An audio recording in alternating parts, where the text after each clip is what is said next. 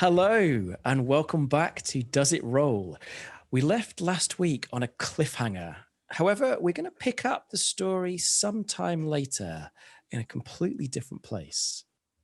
Our camera is going to zoom in on a little boat floating gently across a lake. The water is as flat as mirror glass, reflecting the scintillating azure blue of the midsummer sky above. The occasional ripple flows out as the boat floats towards the shore, and lying on the sun-baked wood is Xalfiz. Welcome back to the show, Owen. How are you doing? And tell us a little bit about Xalfiz. I'm good. I'm doing very well. Xalfiz is my level 5 not gnome. Is he gnome? He's Wait, a what's gnome. Xalfiz? He's gnome. Sorry. I played so many halflings, it felt wrong. Gnome artificer. The brains of the group, I guess, for lack of a better term. Sure. On a quest for black ice around the Icewind Dale is kind of his goal, and to escape. Well, as he lies black on this, in the sun, it seems that the rime has finished and you've been released from your icy prison. A light breeze blows through your long hair and it brings colour to your pale cheeks. With your eyes closed, you detect a scent. The moist early summer air is fragrant with the pine trees that circle the lake near Lonely Wood. And they're growing so close to the water that some have toppled in and others dangle cobra-thin roots into the warm water below. As the boat touches down on a secluded beach by a cabin, you sit up as if waking from a terrible dream. The tiny beach is made up of hundreds of multicolored rocks, some as large as boulders, but most are tiny and worn by the gentle lapping of the water. A few feet away is a well-worn path leading up through the trees to a little cabin that you recognize as home. Cool. So I'm kind of after just sitting up in this boat as it like beached itself on the shore. Is that? Yeah. I guess I'm gonna walk into home kind of because the last Xalfiz remembers was he was in what may or may not have been a dream in the Icewind Dale. Well, this is still Icewind Dale, but this is the normal like summer Icewind Dale. Yeah. Okay, I'm gonna walk into the cabin confused but relieved, I guess. Where your feet sort of crunch upon the soft rocks. Your feet crunch upon the rocks that feel soft as they're so tiny they sink right down and they're sort of slightly enveloped in the warm water of the lake. There's a small wisp of smoke floating up from the chimney and a delicious smell of roasting fish greets you as you enter the cabin. You said you were going in, right? Yeah, 100% walking in, just like walking in confidently, but very aware of what may or may not be in the cabin. You sort of glance around you, and for a moment you do kind of worry that could this be a trap? But no, it's lit by beams of bright sunshine. It contains the familiar clutter of wires and tubes and sort of half-finished mechanical devices where you left them to start a new project. But in the center of this large table, there's a place that's been cleared. And as you approach, you see that there are pieces of black ice, all connected by softly glowing strands, and there's this like light hum in the air. Above them, a transparent image of 10 towns is somehow rendered in the glowing light from these wires. And as you look closer, you see that there are a number of pinpricks of light near Lonely Wood on this like 3D map. Somehow you know that these pinpricks of light identify where a new piece of black ice can be found. Okay, so like so I understand what I'm looking at in the sense I know that there's black ice there, but still it's new to me. I don't remember creating this or building this. It all sort of feels familiar, like a dream. Like it's like, oh, that like I know what this is and I know how it got here, but I can't remember the bit that came before me being in the boat.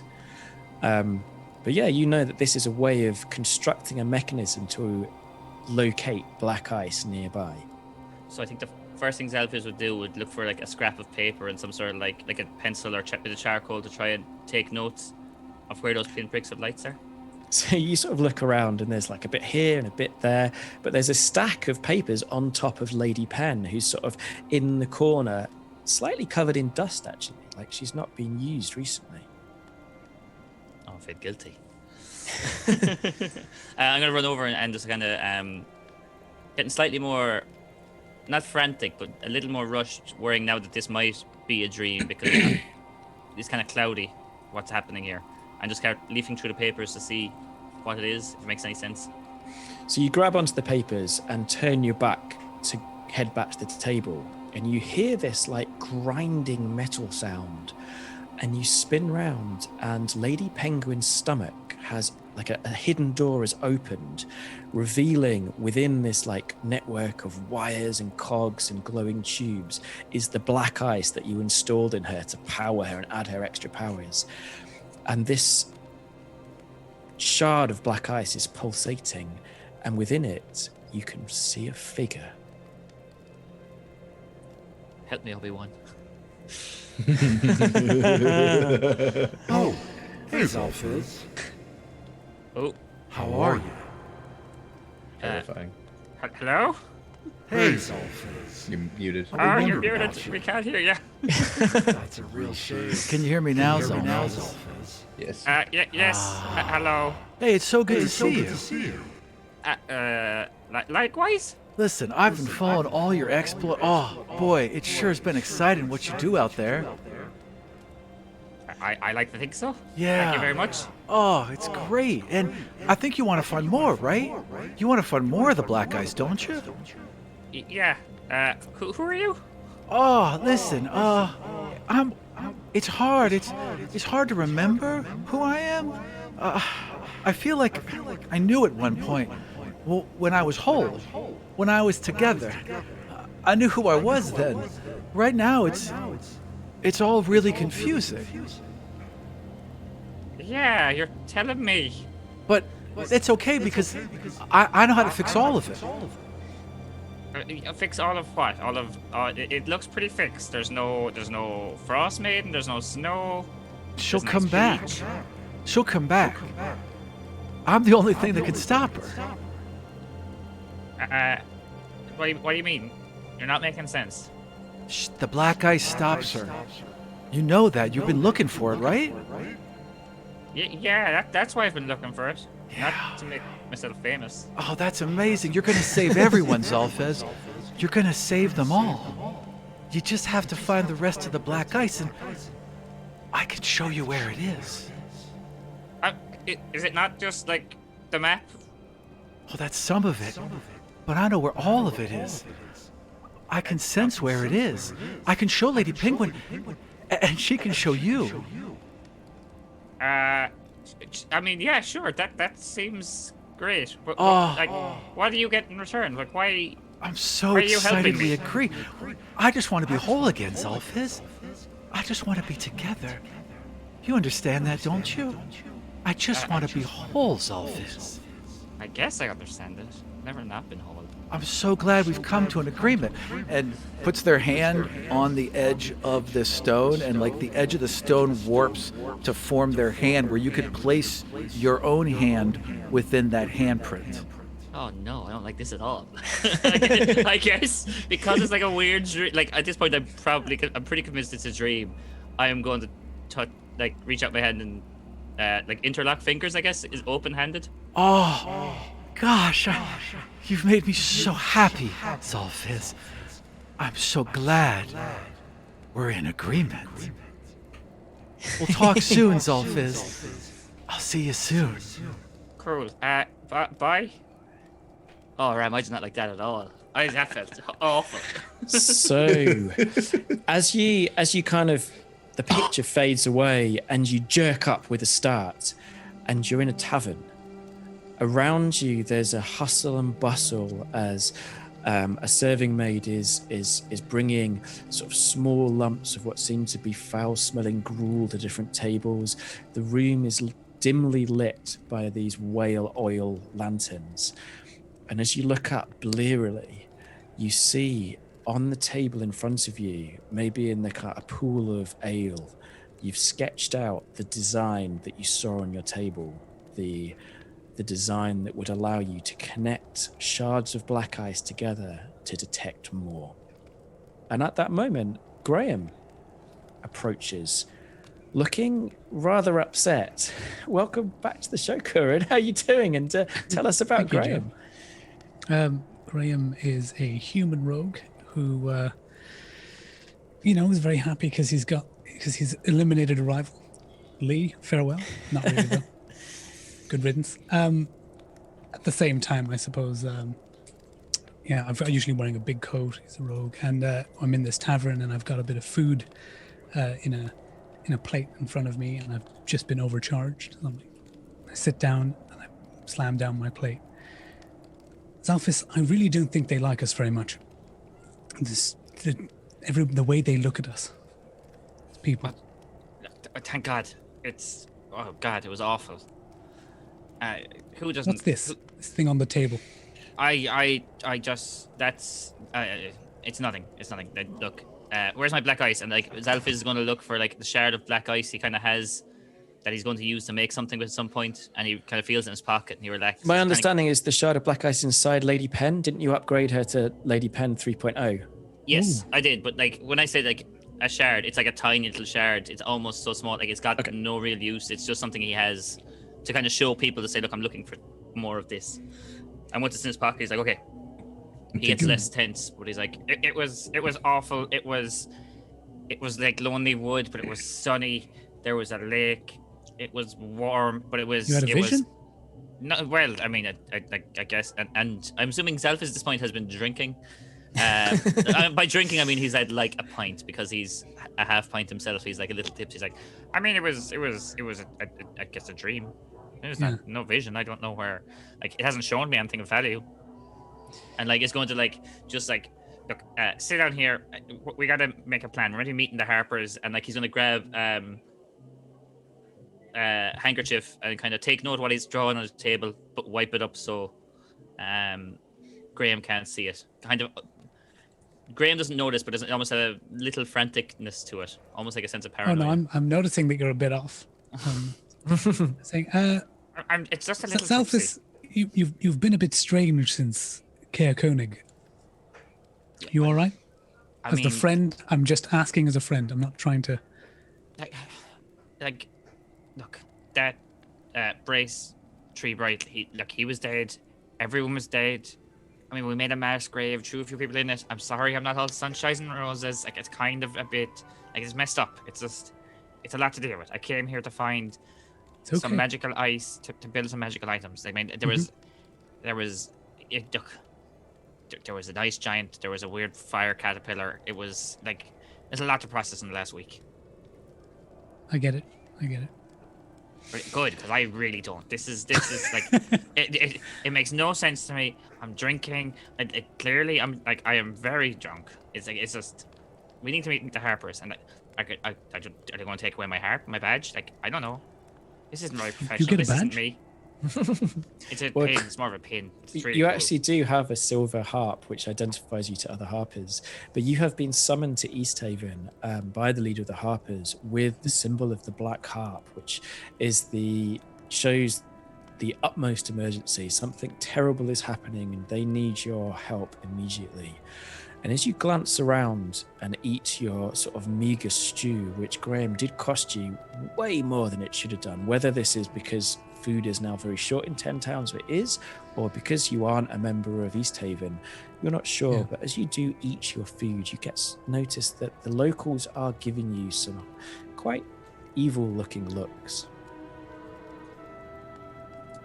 Soon you notice a Goliath come down a side staircase that leads to the upper rooms, and she approaches your table. Lindy, welcome to the show. It's an absolute pleasure to play with you again. Can you tell us about your character? Absolutely. It's a pleasure to be here.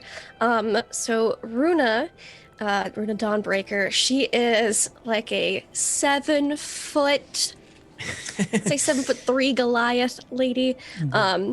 She's wearing like a chainmail shirt, like tunic really, with no sleeves, kind of like a fur cape that's kind of tossed over one shoulder, bald with many tattoos and an eye patch, and maybe walks with just the slightest limp, and comes down the stairs and looks around, and then sees who she's looking for. Walks over to the table with very heavy footsteps and just looks down at these two and says, "Room is ready." All right. Hello, thank you. Where is room? Where is their room? Picking up on their accent almost.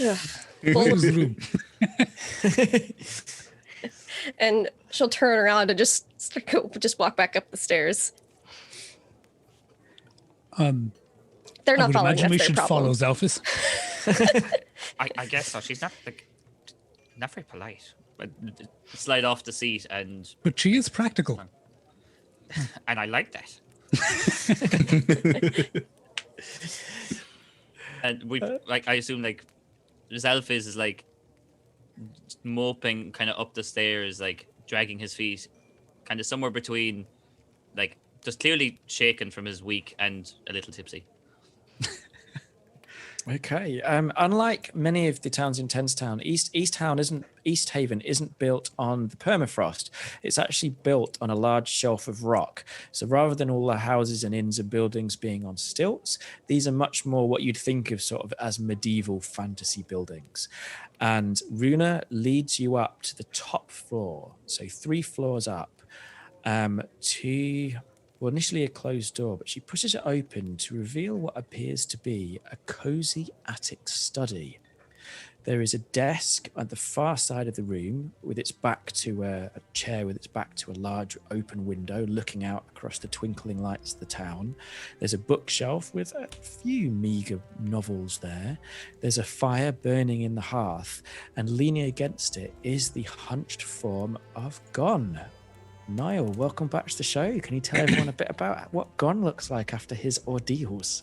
Gann looks gaunt. He just looks worn out and tired. Gann, for people who aren't familiar with him, is an 8-foot tall firbolg. Scruffy, even scruffier now, just like disheveled beard. Maybe even like a streak of gray going through part of his hair, and in his beard you can see scattered in. And he's kind of got a icy gray blue skin, and he is exhausted. And yeah, just sitting in the corner, haggard. With that, Xalfiz is gonna like run up to Gann and go, Gann, what are you like? We weren't expecting to see Gann here, right? No. Gann, what are you doing here? Why are you in like? What are you doing in East Haven? How do you survive? Like, you. This is where I like just lunge forward and give Gann a big hug. You're very quick to trust, aren't you? No. I'm checking you for weapons. Okay. See again? What's happened? It is you, isn't it, Gann? Well, what do you mean? It is me. Of course it's me. Well, you not remember Lee? necessarily. Yeah, Yeah, he came back pretending to be you. Bruce Lee again? Oh no, I'm sorry.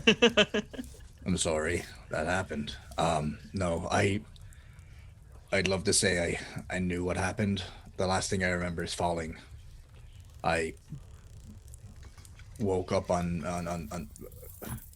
in the middle of nowhere and just wandered aimlessly until I found this town, and I recognized the harp pin on some of the people here, and I just assumed they might be part of the same organization as Xalfiz, and one thing led to another, and here we are. Just if any Harpers in the room are listening, I did not tell him I was part of the Harpers. He figured it out for himself. I did not tell them about our secret society. So at that moment, the chair at the end of the room turns round, and sat behind the desk is the leader of the Harpers in 10 Towns, and she looks you up and down and goes, "Yes, Xalfiz, I'm fully aware of what you have and have not done. Although, I Probably would the be bird very, chef. very interested to learn a bit more about your adventures in Caer Conic. I mean, did you manage to recover the black ice from your I can never say this word. Your friend who does the devices like you do. Not exactly. We're working. First of all, we're acquaintances, like professional rivals more than anything. No, we didn't recover any black ice from him, or recover him, so to speak.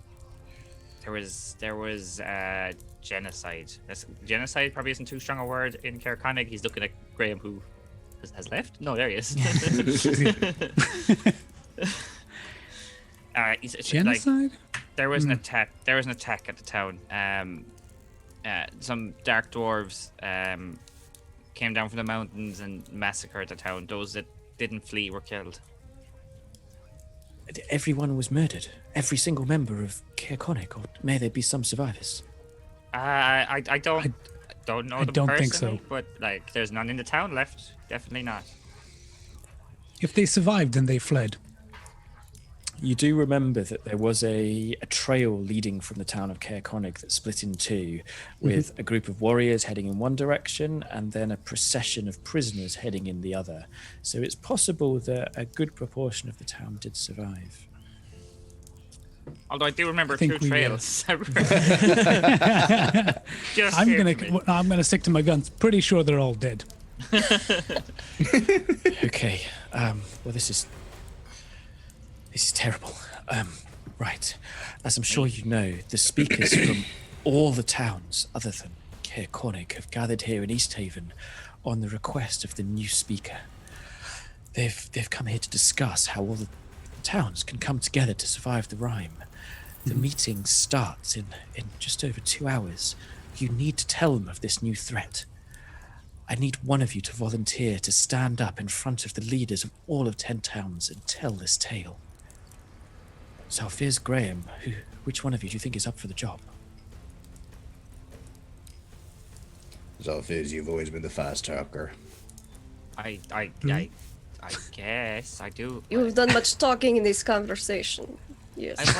Would you leave? You can't leave talking to these two people. So yes, I guess I will be the talker of the group. May I apologize? This is Runa, a member of the Goliaths from Sky Tower.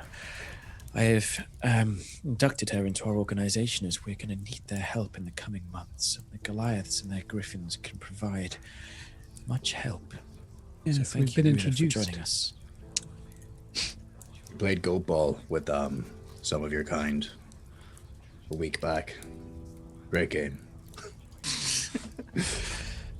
Anyway, Xalfiz, if it's you, take this. And she pulls open a drawer, and in it, there's sort of a rattle as you can hear various objects sort of bump into each other. And she pulls out a card. This is signed by the one of the speakers. It'll get you in.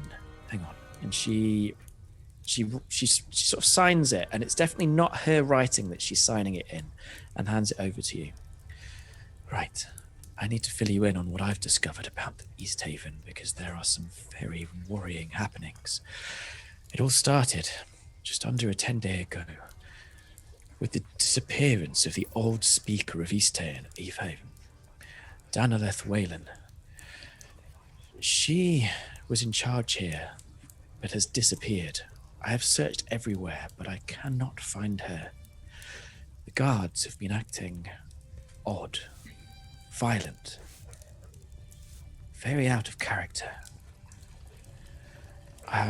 The new speaker, Imdra Argaleth, is the most likely suspect in her disappearance. I've staked out his house the last couple of nights, and very strange. People from the town are entering it at day and night. Not just the guards, but everybody. But to enter, they seem to have to drink something, a tonic or a draft. It's heavily guarded, but I think we need to get in. Anyway, in here I've got a few tools to help you. And at that moment, I need everybody to give me a perception roll. Okay. I'll go first. If that's okay with everyone. Okay, let's do it. Easier names to remember, Joe, no? These are from the book. Oh, nat 20! That's all my luck for the day gone. Wow, that is incredible. Okay, Linda, do you want to go next? Sure. This is my speciality right here. Oh, That's a 4. Oh, okay. Graham, Kuran. that's a 9. Okay. Xalfiz. That is a 12 with a +4. Sorry, Okay. 8 with +4. So Gann and Xalfiz, you both notice. Xalfiz, you notice something. You see something flying towards the window from behind, and it looks like an arrow, although with a glowing tip. And for a moment, you suddenly realize that the tip is a shard of black ice. Gann, you also see that on a nearby rooftop is a black-clad figure who has an enormous bow, like incredibly big, like almost 8 foot long, who has launched this arrow towards the room. As the arrow strikes the leader of the Harpers in the back, it ignites in an enormous blast of fire that roars through the room. I need everybody to give me dexterity saving throws. Let's do it in the same order. Let's start with Gann. Can I have advantage because I saw it coming? No. Oh. Worth a shot. I think that was a fair thing to ask. All right. Doo-doo-doo-doo-doo. Oh no, I rolled with advantage. Sorry. Doesn't matter. They're both terrible rolls. I get The total roll of 2 dice was 9. Okay. Lindy, do you want to go next? Sure. This is my other strong suit and speciality right here. That's a 12. A 12. That's not a pass either. Graham? Here we go. 8. Wow. And Xalfiz?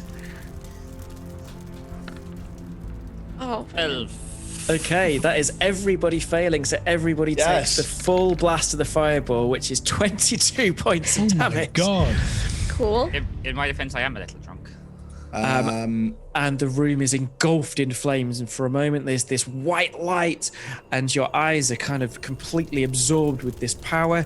And as you kind of look around yourself, sort of stumble up from the ground, the room is filled with smoke. The leader of the Harpers is bent over the desk, just a burning corpse, and gone with so that definitely 20. dead. Oh, absolutely. Okay. Yeah, she's been hit by a magical arrow, which exploded a fireball within her. Badass. But Gann, with your 20, you can see this figure running across the rooftops, getting away. I point to the figure and I'm like, we need out there. The person who shot the arrow, they're getting away on the rooftops. And Okay. Gann is going to run towards the window, and he is going to, let me find what animal I'm looking for. I want to basically turn into a giant cat, so like not a lion, but like a tiger or something like that. Or a lynx or something, yeah. Yeah. Amazing. Leopard. Okay, so yeah, lynx, like I'll do a lynx. snow leopard. There's a lynx thing here that I could just use. Oh, cool. Okay. So you leap from the window. It's a 15-foot gap to the nearby roof with a 3-story drop below. So, The roof you're transforming to jumping the lynx to before I jump. is snow covered. Does anyone else feel able to make this jump? Yeah, I think Graham's going to make that jump. Okay. No. Okay, so let's do this as a split party, and let's do it as a skill challenge. So this is going to be 5 successes versus 5 failures. You can see this character leaping across the roofs with inhuman agility. Who would like to do the first challenge? So we're almost going to do it together. So if like one makes the jump, the next one does as well. I think we'll do it as a split party. So Gann and Graham, who wants to go first? I think Gann, since he saw everything first, he moved first. It makes sense. Yeah. Okay. So first challenge. Are we already on the other roof? Did we make it across? No, Or- it's the first one is the jump. Okay. So I Either guess way. I will do that. What do we roll for that kind of stuff? Jumps. Acrobatics, or so it's a skill challenge. So basically, you need to use Okay. any skill you want. If you want to use a spell, you need to describe it as an Arcana roll. You need to get 5 successes over 5 failures, and the only rule is in terms of skills is that you can't use the skill that your partner just used before. Okay. So let me just Okay. get this. I'll do a. God damn it! Get the sheet up here. I'll do a. Yeah, I'll do a jump. I'll do a acrobatics across to the other roof. Nice, let's have it. Oh man, I thought. You know what? Can I do athletics instead? Yeah, of course you can. Okay, cool. And here we go. So I rolled a 11 plus 3. I got a 14. Okay, that's a success. You leap across the gap, and when you land on the roof, you find yourself sliding down because it is at an angle. But you keep your balance, and you can see that the character on the other one has jumped to a lower roof and is trying to get down to the street below. Graham, you've leapt after Gann, and you're following in the footsteps, or his incredibly dexterous footsteps of a strange icy cat. What do you want to do for your challenge to try and catch this figure? I'm going to use my earring to run along the side of the building so that I can stay adjacent with him. So you can use it. And I'm going to have a bit of rope along a chimney, so I'm going to be ready to jump and then switch it so I can use the momentum. Love it. Okay. What skill are you going to use? Probably acrobatics. Fantastic. I guess give us that roll. +6. So that's 8. Okay. Oh no. So you run along the side of the roof, building up momentum. You flick the rope over the chimney and you swing out into the darkness, and the chimney just breaks, collapsing down to the ground in a spray of mortar and bricks, and you feel yourself flying into the night. Gone. You're round. How far ahead of me is the person that I'm pursuing? You'll find them at the end of the skill challenge if you succeed. Okay. Currently, they're on. They've managed to descend one round below, so level below, and they're running along a sort of second story roof now. Joe, can I still see him? Can I be able to help and try and attempt to cast grease as a skill for Arcana from the window? I think probably for this round you can, yeah, because you can see about the window. If you don't mind. No, I think that works really well. Yeah, go for it.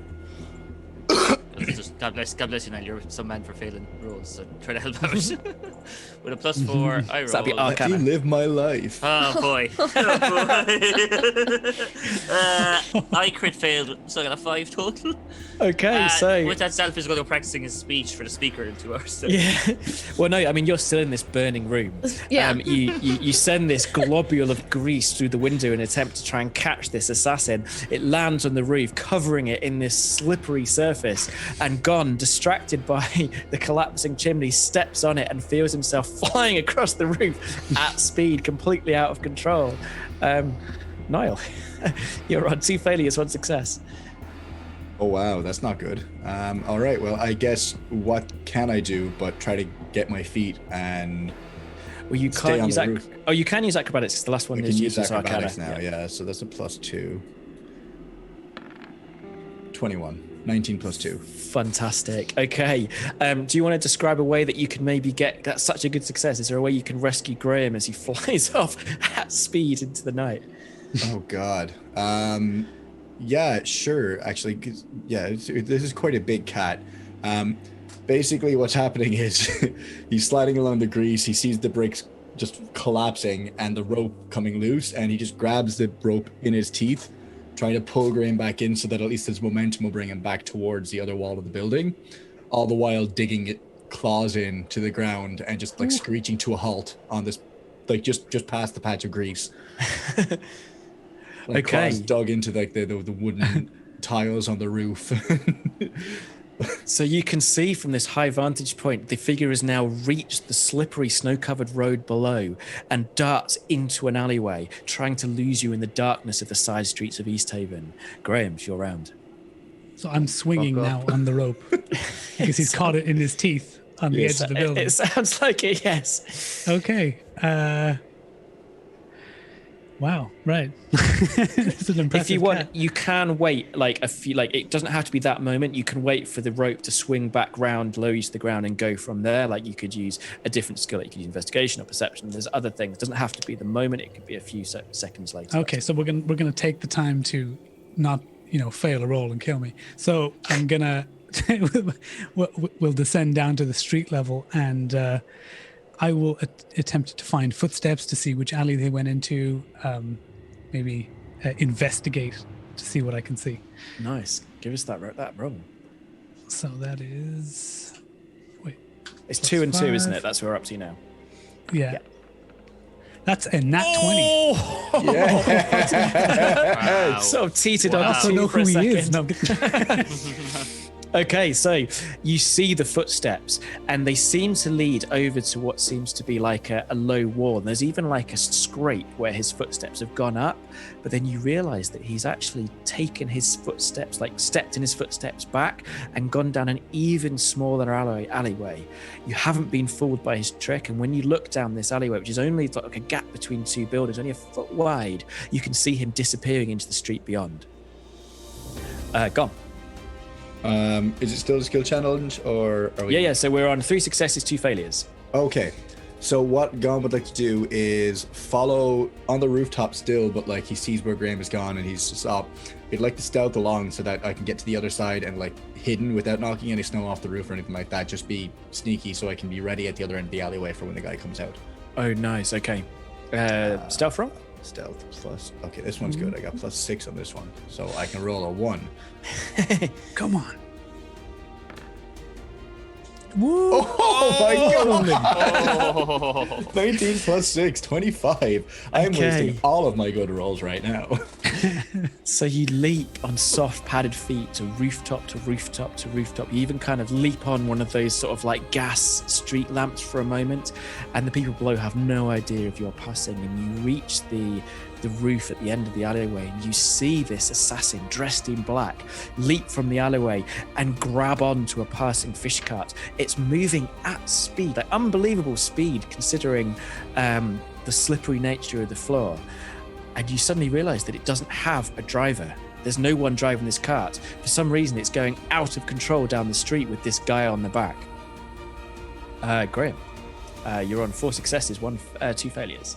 Wow, so the next one makes it if we get him? Yeah. This is the... Okay. No pressure on it. Harpoon No pressure, no pressure. That's right. Shall I try animal handling? No, that's not. I'm thinking I'm going to try and make him think that he's alerted the authorities. So You absolutely could do animal handling with the like the axe beats that are pulling this cart are going nuts. He was picking well, I his don't have worst any skill, I think. advantage on that. So Yeah, I'm he was probably picking his not worst skill. I said I'm going to try and deceive him and pretend to be the authorities because he doesn't know that I was following through the same alley side, and he thinks he's lost me with his little footstep deal. Yeah. And I'm screaming at him, "Oi, you can't do that here! We better not." I'm trying to convince him that the police are now on his tail, so he stops and takes a look back. Okay. Well, he wouldn't stop, but he's turning back, and I'm going to try to close the gap while he's looking. Okay. So that is +8 and 21. There we That go. is a success. Nice. He looks round, and strangely, he doesn't seem worried. He almost seems pleased by the fact that the town guard are following him. He leaps from the back of the cart, and as he does so, it kind of wobbles for a moment, and the driver just falls out into the street, and you see there's like an arrow embedded in his neck, and the cart just zooms off into the darkness.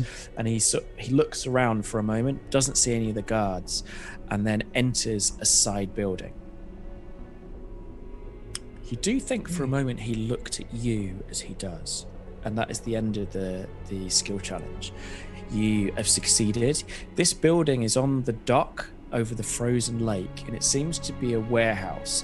The building is encrusted with ice. You can see the sort of second story windows are completely frost covered, and he's entered a side door, like not one of the big doors where carriages would go in or maybe wagons. This is just like a side door on the edge of this frozen building.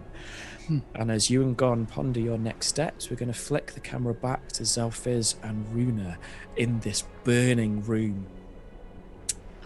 So Runa saw them like jump onto the rooftops, and while she was confident she could have made the jump, she was not confident in the structural integrity of the roof had she landed on it. And she saw Xalfiz like cast the grease, and it just bubble over like and just make a mess. And so I think she goes, ugh. And if it's alright with Xalfiz, she kind of just like scoop him up by the back of like his cloak or whatever, because small gnome, big Goliath lady, and just walk out of the room. That's on fire. Xalfiz is okay Well, with this. do you want to look in the drawer that she said she had a few extra things in? Sure. before I you mean, I go? have to pass it anyways to go to the window to pick up Absolutely. this gnome. So Okay. know what? I'll just pick the drawer. One hand I You grab take- Xalfiz, the other hand I just grab the drawer out and just lumber out of this burning room. Just slide it out of the dresser. Shook. That sounds the easiest. I'll look at it once we're out of the room. Okay, so the inn downstairs is in chaos, and as you run up, the halfling innkeeper saying, "What the hell is going on? Have you just set a fire in my building? You." No, an assassin set fire in your building. Room upstairs on fire, large explosive arrow, friend dead. He Yeah, sort of probably looks at gets you in terror. Water. We need to call a snow. guard. Guards! Yes. Guards! Get the guards!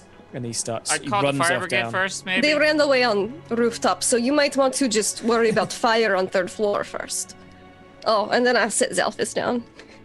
Thank you. Yeah, well, maybe looking for the fire brigade or some authorities with water, cannons, like war cannons would be good, buckets, damp rags. Xalfiz is going to keep walking past. Something to leaving the smother inn. flames. As the guard is called, you sort of have you sort of notice that the people around you are not looking friendly at all, and there's this sort of like Ugh. air of menace around them. Obviously, probably not bothering Runa too much as he No. towers above them all. But you are aware very much that everyone seems to be looking at you as if you were to blame. Look, Runa, right? Isn't it?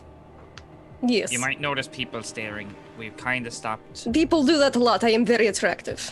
That is true. There is that. Also, me and my friends kind of solved a few problems in a place. We're kind of like minor celebrities. It's embarrassing. Just don't pay too much I've never attention. heard of you. No, you haven't. But you're not local. The locals, they love us. You must be very minor celebrity. Well, I mean, technically I'm of age, but look, I'm just saying, if they're staring at us, just be polite. If they come up and ask to, ask some questions about the heroes of different towns and 10 towns, we just be polite and it's fine. They don't like Wait, people being why would you assume I would not be polite? it's just awkward for people who are not used to being famous, I guess. Are we having this conversation while we're walking out of the inn past people who can clearly hear us talking about how I think I'm a celebrity? And Runa will just be like, this person just must not have gotten a lot of social interaction. This sounds like normal conversations that people have when asking questions about things. And I'll just kind of rummage through the drawer as we walk out. Okay, so there's two things in there. One of them is a test tube, a sort of a glass alchemical jar, and it's filled with what initially just seems to be water. I drink it. No, I'm kidding. I don't. Well, I was just in a fire. I'm really thirsty. the second thing seems to be a black rock or crystal it looks like it's been like broken off a larger part, and Xalfiz, you immediately recognize it as a small chunk of black ice, and it's only maybe sort of a centimeter wide, like it's really tiny, but it's on the end of a thong, like a leather thong that you'd wear around your neck or maybe on a wrist.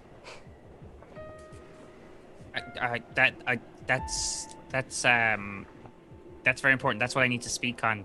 That little crystal, I need that for speaking to the speaker. It's the key to everything. You I'm going need your mouth explain. to speak to speaker. This is very true, and you're very. Maybe we should call you Runa the Literal, because that's very literally what you need. It is Runa Dawnbreaker. Okay, that is quite a title. Xalfiz the Practical, kind of a big deal. But look, I'm going to be explaining about this magical ice. I have this little companion who's going to put down his bag of holding, and Lady Penguin's going to drive out of the bag of holding, going. She's powered by it. It's the cause and source of all the power that the Frost Maiden has. So it would be really, really helpful if I could have that to illustrate my point. Please. You have not said. Oh, there you are. There is magic word. She will. Thank you very much. I understand. Manners are important in a crisis. Thank you. You just said I should be polite. This means you should be polite as well. Okay. Lesson learned, I guess. Thank you. What is that tube? Points at the vial. Looks, they're squinching. I'm just gonna tilt it a bit. But it's too small to be flask. I don't know. Looks about the right size for me. Oh yes, you are very small. You would drink small things. I'm actually above average height for a gnome. Really? If we're Just kind of like keeping score. squat down to like 5 foot difference. Look. I like.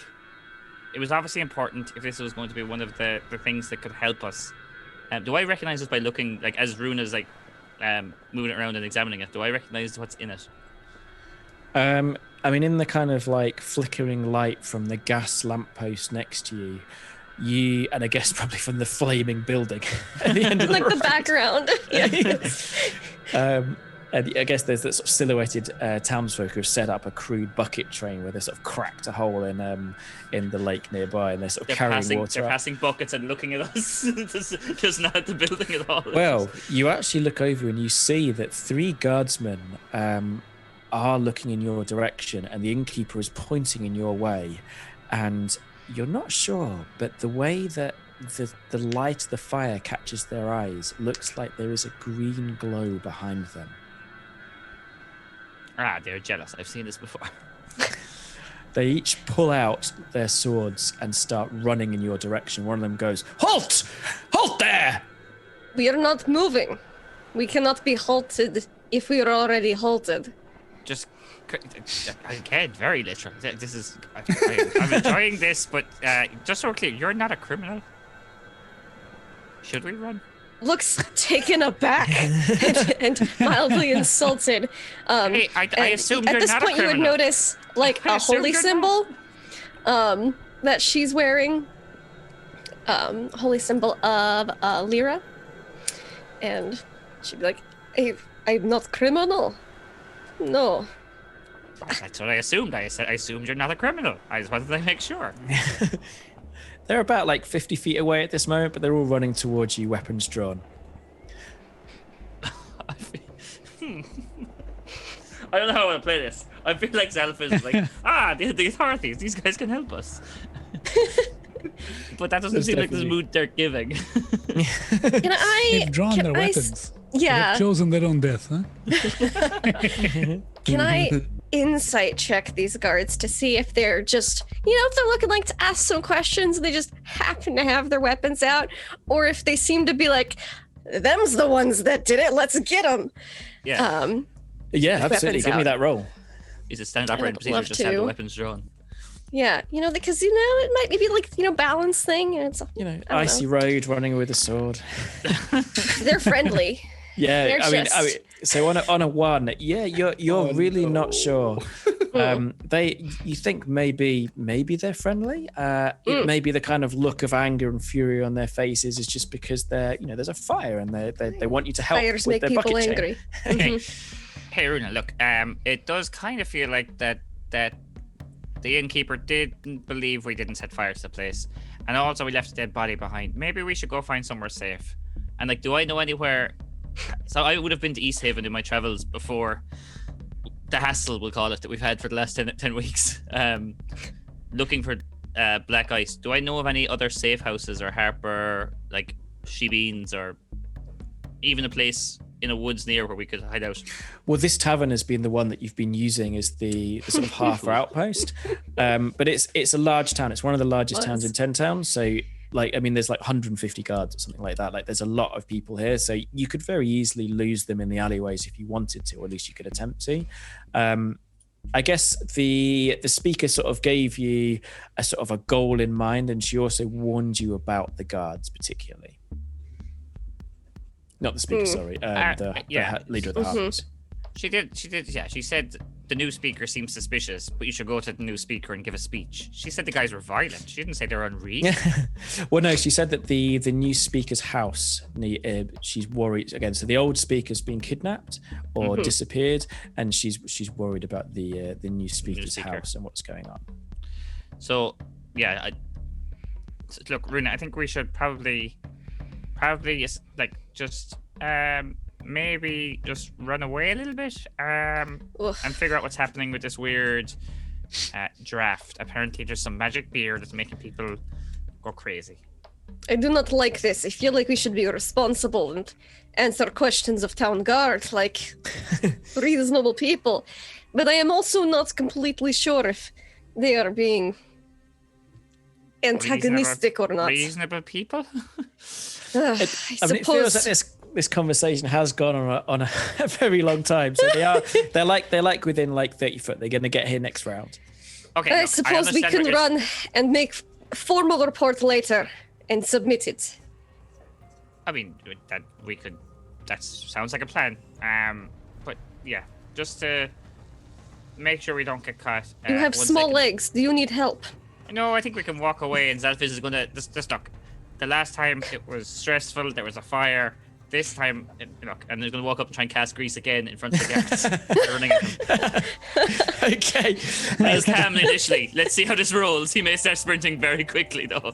Well, I mean, I think we're going to Disengage. leave this scene as the as the guards hit the pool of grease and Runa and Xalfiz take off full pelt into a nearby alleyway. We're going to move the camera back to Grayan and Gann as they approach, or do you approach, the frozen warehouse where the assassin disappeared into? I would like to. I'd like to come down off the roof and with Graham, if he's willing, approach the warehouse that the assassin escaped into. Yeah. Can I outside? Can I do a perception roll on just on smell to see if I can like get any other sense of other people in there? Yeah, give me that roll. I've got advantage on perception. Cool. 2 and this. Cool. So I rolled a. Fuck. Jesus. I rolled a. With the advantage, I got a 7. Okay, so the As world. much as a cat can shrug, the link's just like.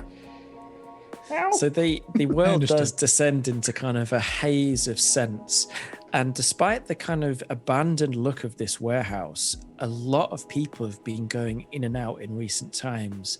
But you can't make out a distinction between which scents, not that of the assassin, not the others, because there are so many people who've been going in and out of here. All right. So I'm to gonna, paint a picture, this is your kind of the assassin's entered by a side door. The front of the warehouse is a much larger set of huge double doors, which would be maybe like 15 foot high. There's obviously at least 2 floors of the warehouse, and there are these frozen windows probably leading onto the second floor. And then there's probably, and actually you can see on top of the roof of the warehouse, there are also frozen windows as well, like skylights.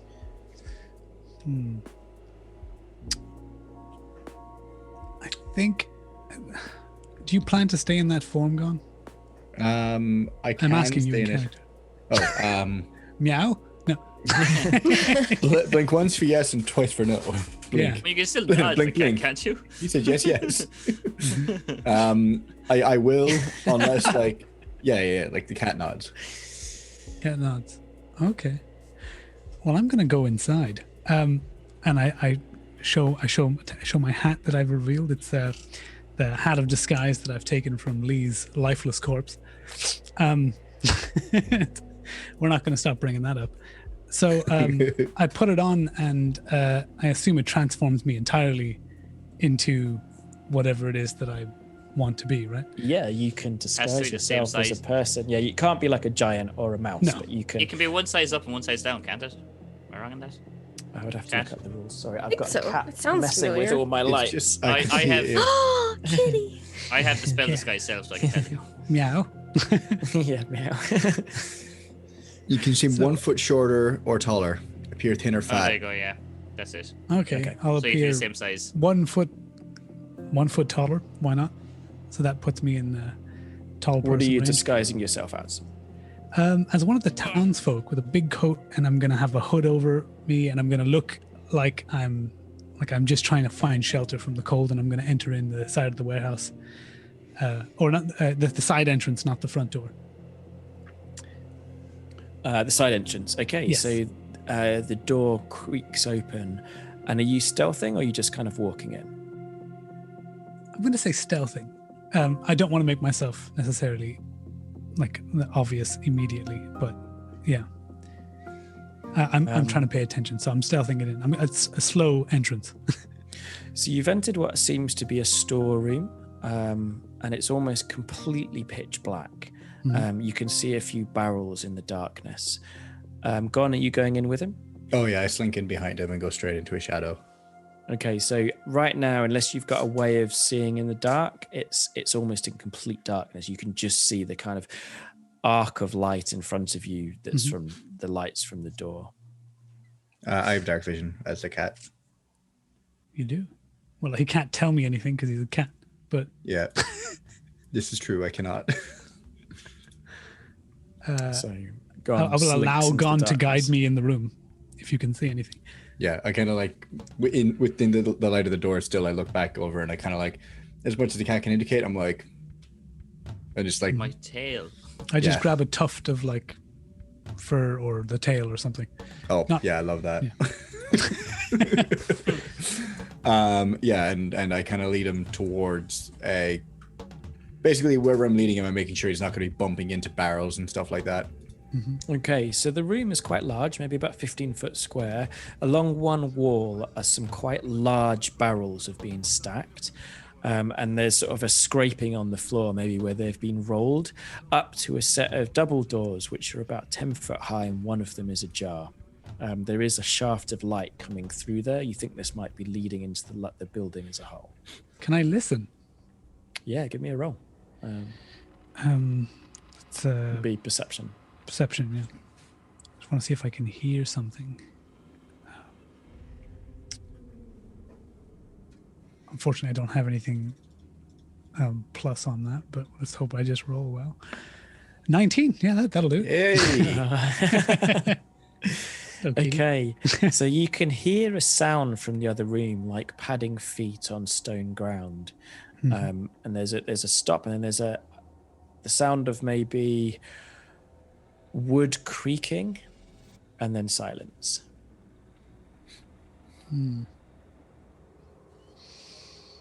All right.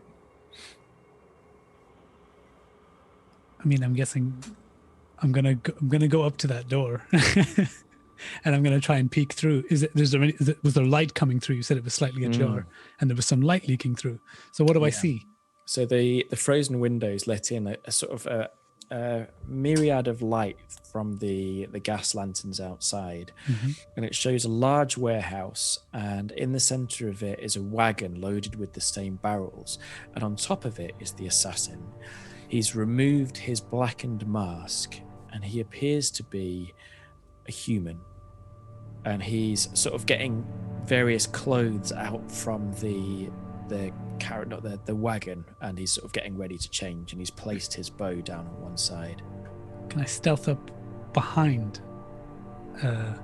and grab a hold of this assassin? Yeah, you give me a stealth roll.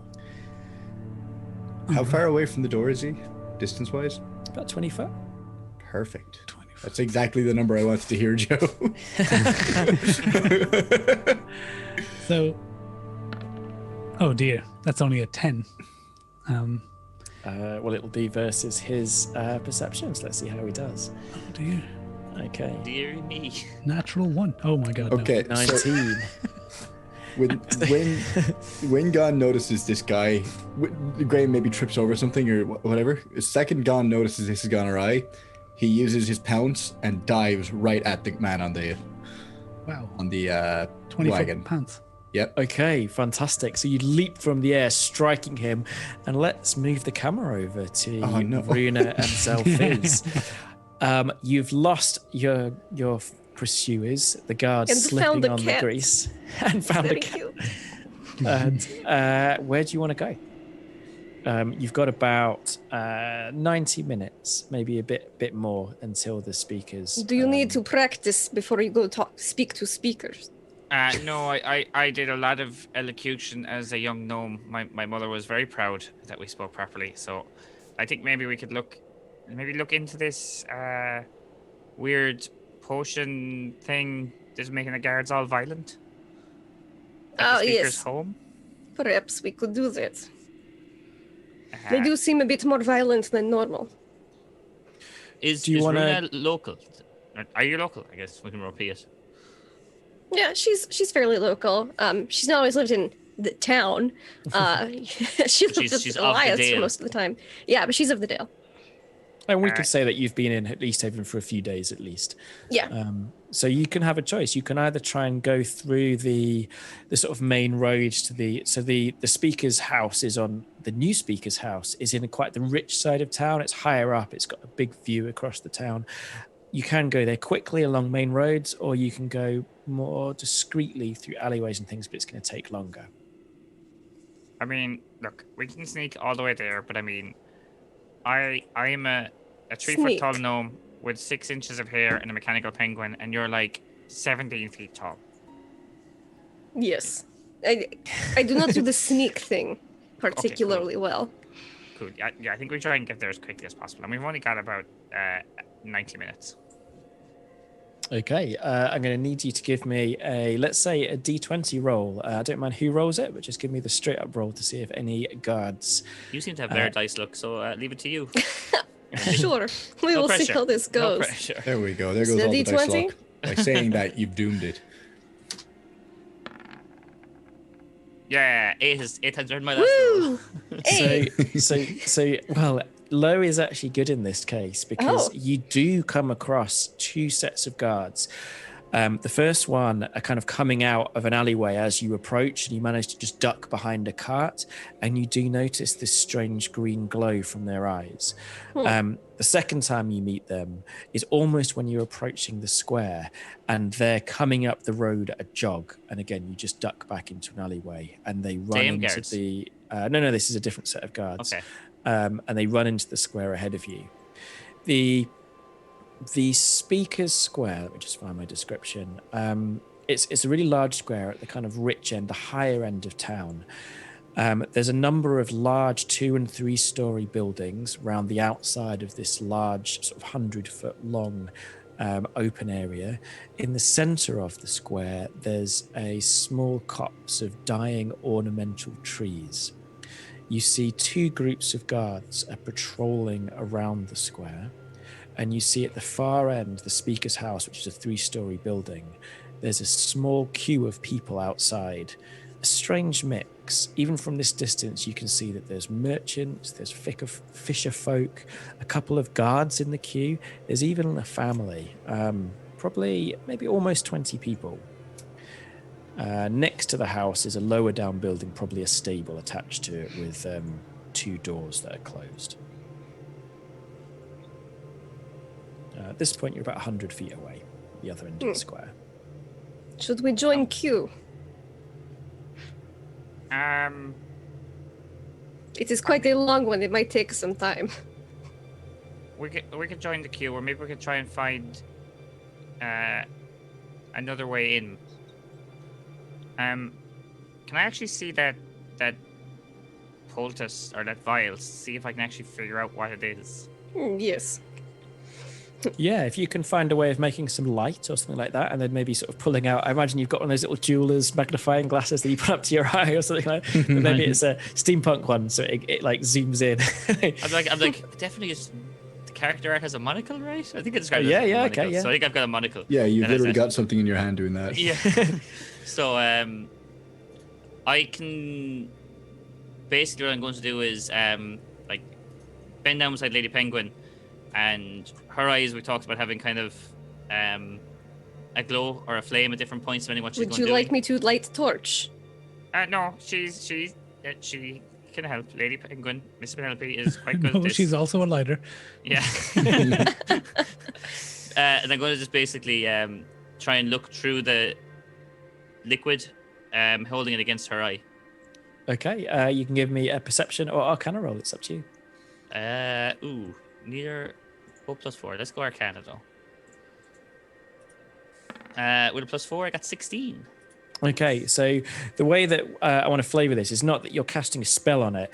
It's just that maybe your monocle, your kind of monocle has some sort of I have a Robocop magic. monocle. Yeah. Yeah, I have a Robocop monocle. Oh my god. And you zoom in and you see that initially it does appear to be water. There's no bubbles in it. There's no like oily residue or anything like that. And you shake it and look in. But then as you do look closer or zoom in it with your Robocop monocle, you realize there's tiny specks of something. And at first you think it's sand, but then you recognize it. These are the tiniest shards of black ice. If you want, I can drink it, and you can discover effects that way. My nickname's only the practical, it's not the moral, so don't tempt me. So it's tiny, it's basically powdered black ice, more or less. But each kind of speck of powder takes on the form of a perfect crystal, imitating the one that you've got, or the ones that you've got. I don't know what this is, but this black ice is ground into it, and it is an unbelievably powerful material. I don't know if it is wise to ingest. I don't know what it does. It might cure you of all your diseases. It might make you turn to ash. So let's not take that risk just now. I don't know how. Would I know any way of analyzing it short of not having my lab? I think if you had your lab, you'd definitely be able to do some really in-depth analysis, but short of drinking it, or finding someone else to drink it, there's nothing you can do right now that I can think of. Okay, look. Here's the deal. I'll keep this necklace because it helps my argument, and I might find a use for it. You can keep this little vial, unless you really need to. Don't drink it. Like it could, like I said, like if it looks like we're gonna die, maybe a good call to try and drink it. Maybe it won't die. Maybe it'll die less painfully. Either way, it could be a win. Okay. As you say Sounds this, like you sort of freely drink black ice, like Sounds like a teenage cocktail. Yeah, like a hard lemonade. It sounds like. So as you say this, you sort of duck back into an alleyway as the patrolling guards come within, about 30 feet of you, as they make their circuit of this town square or the speaker square. Can I look at the guards? Are they all human? Are they different races? What are we talking about here? Is there any gnome guards? I'd say there is a real mixture. So the three that have passed you, there's a dwarf, there's a human, and what you think might be a half elf. But these three are in silence. That they're not chatting away, they're not smoking. They're just literally like sort of marching Wizard of Oz style around this. So I'm gonna pull Runa into an alley. I have an idea. I don't know. Like let's just bear with me. Tell me what you think. Can I stand on Lady Penguin and cast Disguise Self? Like, so I'm normal height now. Well, a short man like 5'4", 5'5", and Disguise Self as a guard. I think that's like seeing as there is actual like art of three kobolds in a trench coat as part of this campaign. I think a gnome and a penguin in a trench coat is totally on brand. I like it. I think that's great. I'm not saying this is what we do, but I can disguise as a guard, and let's say I apprehended you, and we can skip the queue. this sounds deceitful. Oh, very much so. I'm glad you are impressed. It's for the greater good. Your greater good isn't a good term. That doesn't sound very, very... That's good. not convincing. No, you've done very little to persuade me to do this very dishonest thing. I am not... we're a team. I'm not trying to persuade anyone. I'm just coming up with solutions instead of knocking down things and presenting problems. Runa. If you have any solutions, that'd be very helpful right now. We go... I do not see why we cannot just stand in queue and wait turn. The whole assassin in 90 minutes mightn't be great. And apparently, my parents mightn't be getting married and I'm fading into the background. That's one of my lights to spell over. Sorry. Oh, there we go, we're back to that. So Perhaps we could practical. ask nicely to be at front of queue. Okay, how about you do that and I'll wait here and see what happens. If it works, call me and great. I look forward to you telling me I told you so. Deal? Either way, you get arrested inside the house and I'm a guard and I follow you in. It sounds like you're the same idea, just different execution. One sounds more straightforward than honest, which is what you should live your life by. That ship has sailed, lady. Ugh. I will pray So- for you. So what are you And- doing? Runa's gonna go walk up to the front of the queue and say, "Excuse me, I have a very dire need to speak with speaker. Would you mind if I cut in front of you?" So as you kind of march through the square, and you notice that 3 of the guards that had been doing a circuit are now sat on a bench by these dead trees, and they look at you passing. They don't do anything, although one of them does clutch his weapon a bit tighter, and they stare at you as you pass by. As you approach the queue, you can see that it is moving slowly, and what they're queuing for is at the end, before entering the house, each person is taking a vial of liquid, or handed a vial of liquid, and they're drinking Does it look like the vial of liquid I have? It's exactly, you've got a matching one. And then they're sort of get granted admittance to the house, and then the door is closed, and even this family is split up, so it's they have to drink, allowed in one by one, door closed, and there's 3 guards by the door who are sort of maintaining this queue. Okay. Cool. Can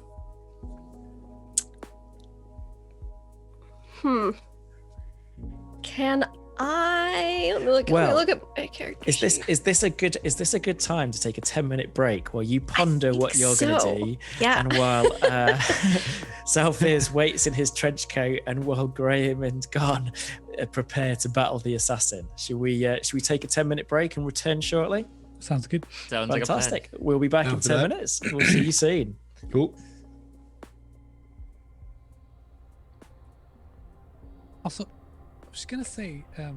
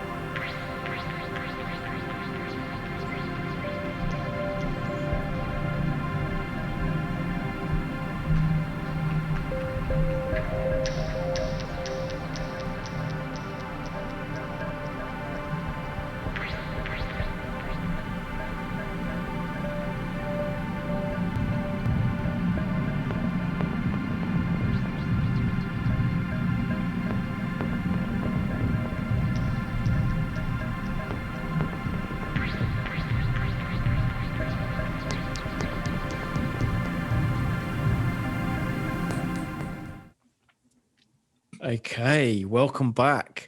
When we left our party, we had Gann and Graham facing off against a masked or just recently unmasked assassin.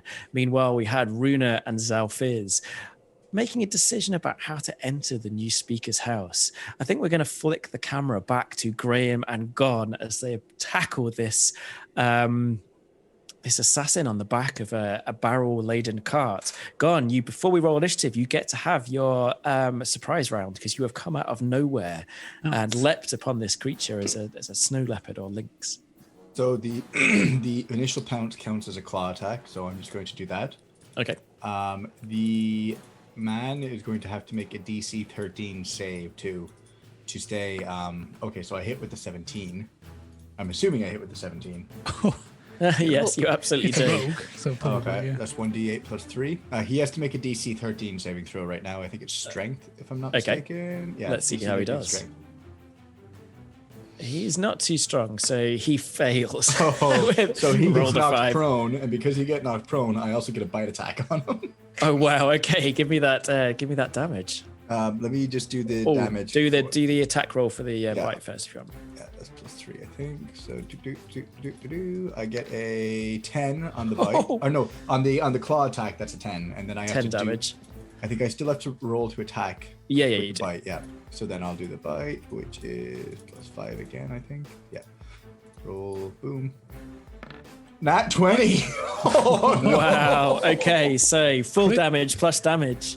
The full damage, does that include the modifier? Yes, it does. Okay, so he takes 13 plus. Wow. I think Gann likes being a cat. 13 plus. What is that? Did I roll another 10? You did. He did, yeah. Oh my god, he takes 26 damage. Oh, So wow. I've just done. I've just done just killed him. 36 damage to this guy. Holy shit.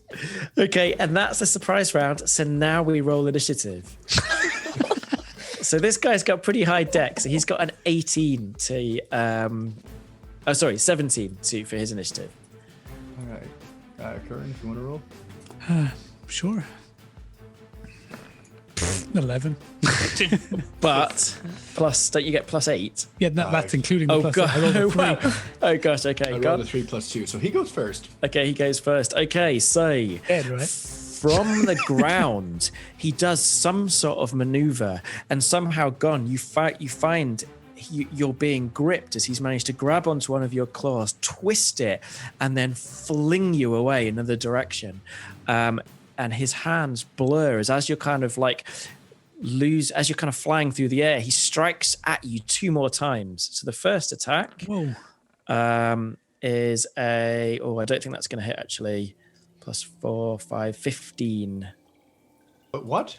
15 to hit. Plus 9 to hit? Holy shit. Oh. No, I've done that wrong. So it's plus 7. So a 13 to hit. That hit. Okay. I'm a cat.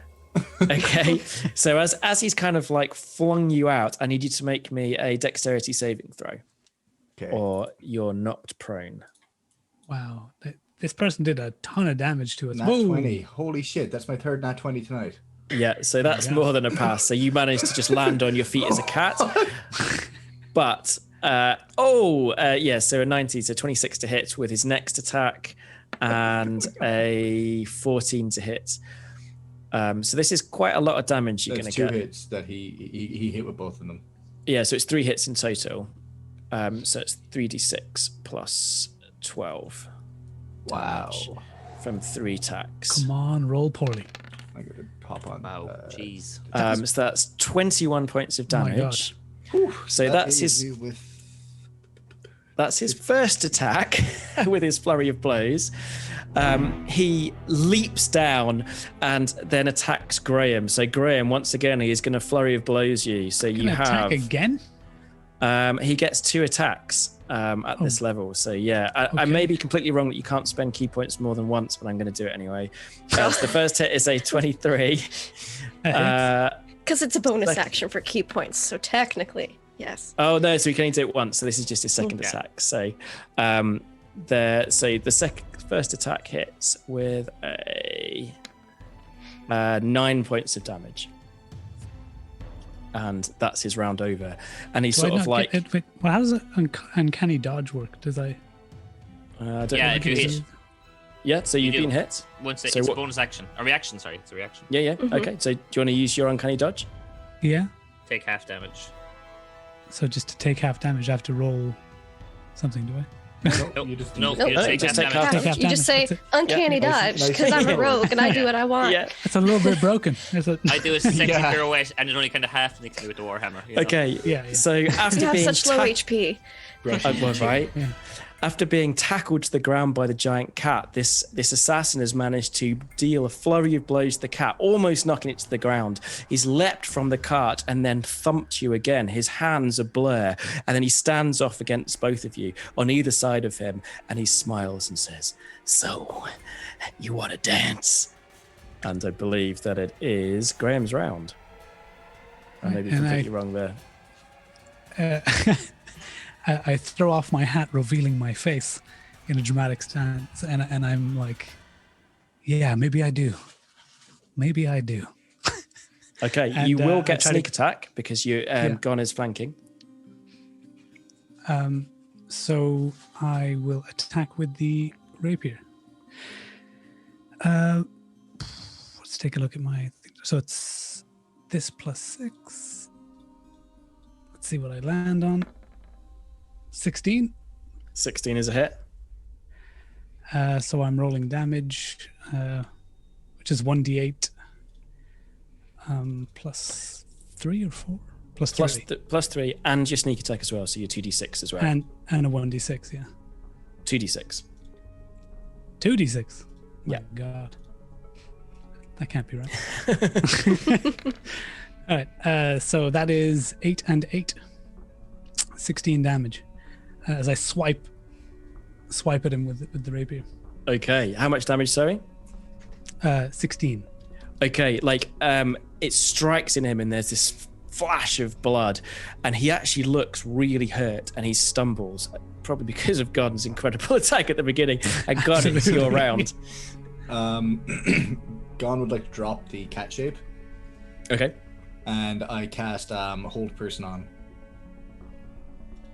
Wow, okay. So I just like a pocket in my robe. I pull out a piece of iron and I just bend it in a circle, and like it glows, it kind of like purplish color, and you just see him kind of restrict, and he's got to make a wisdom saving throw of 15. Okay, he doesn't have super high wisdom actually, considering he is a monk. Let's see. Oh,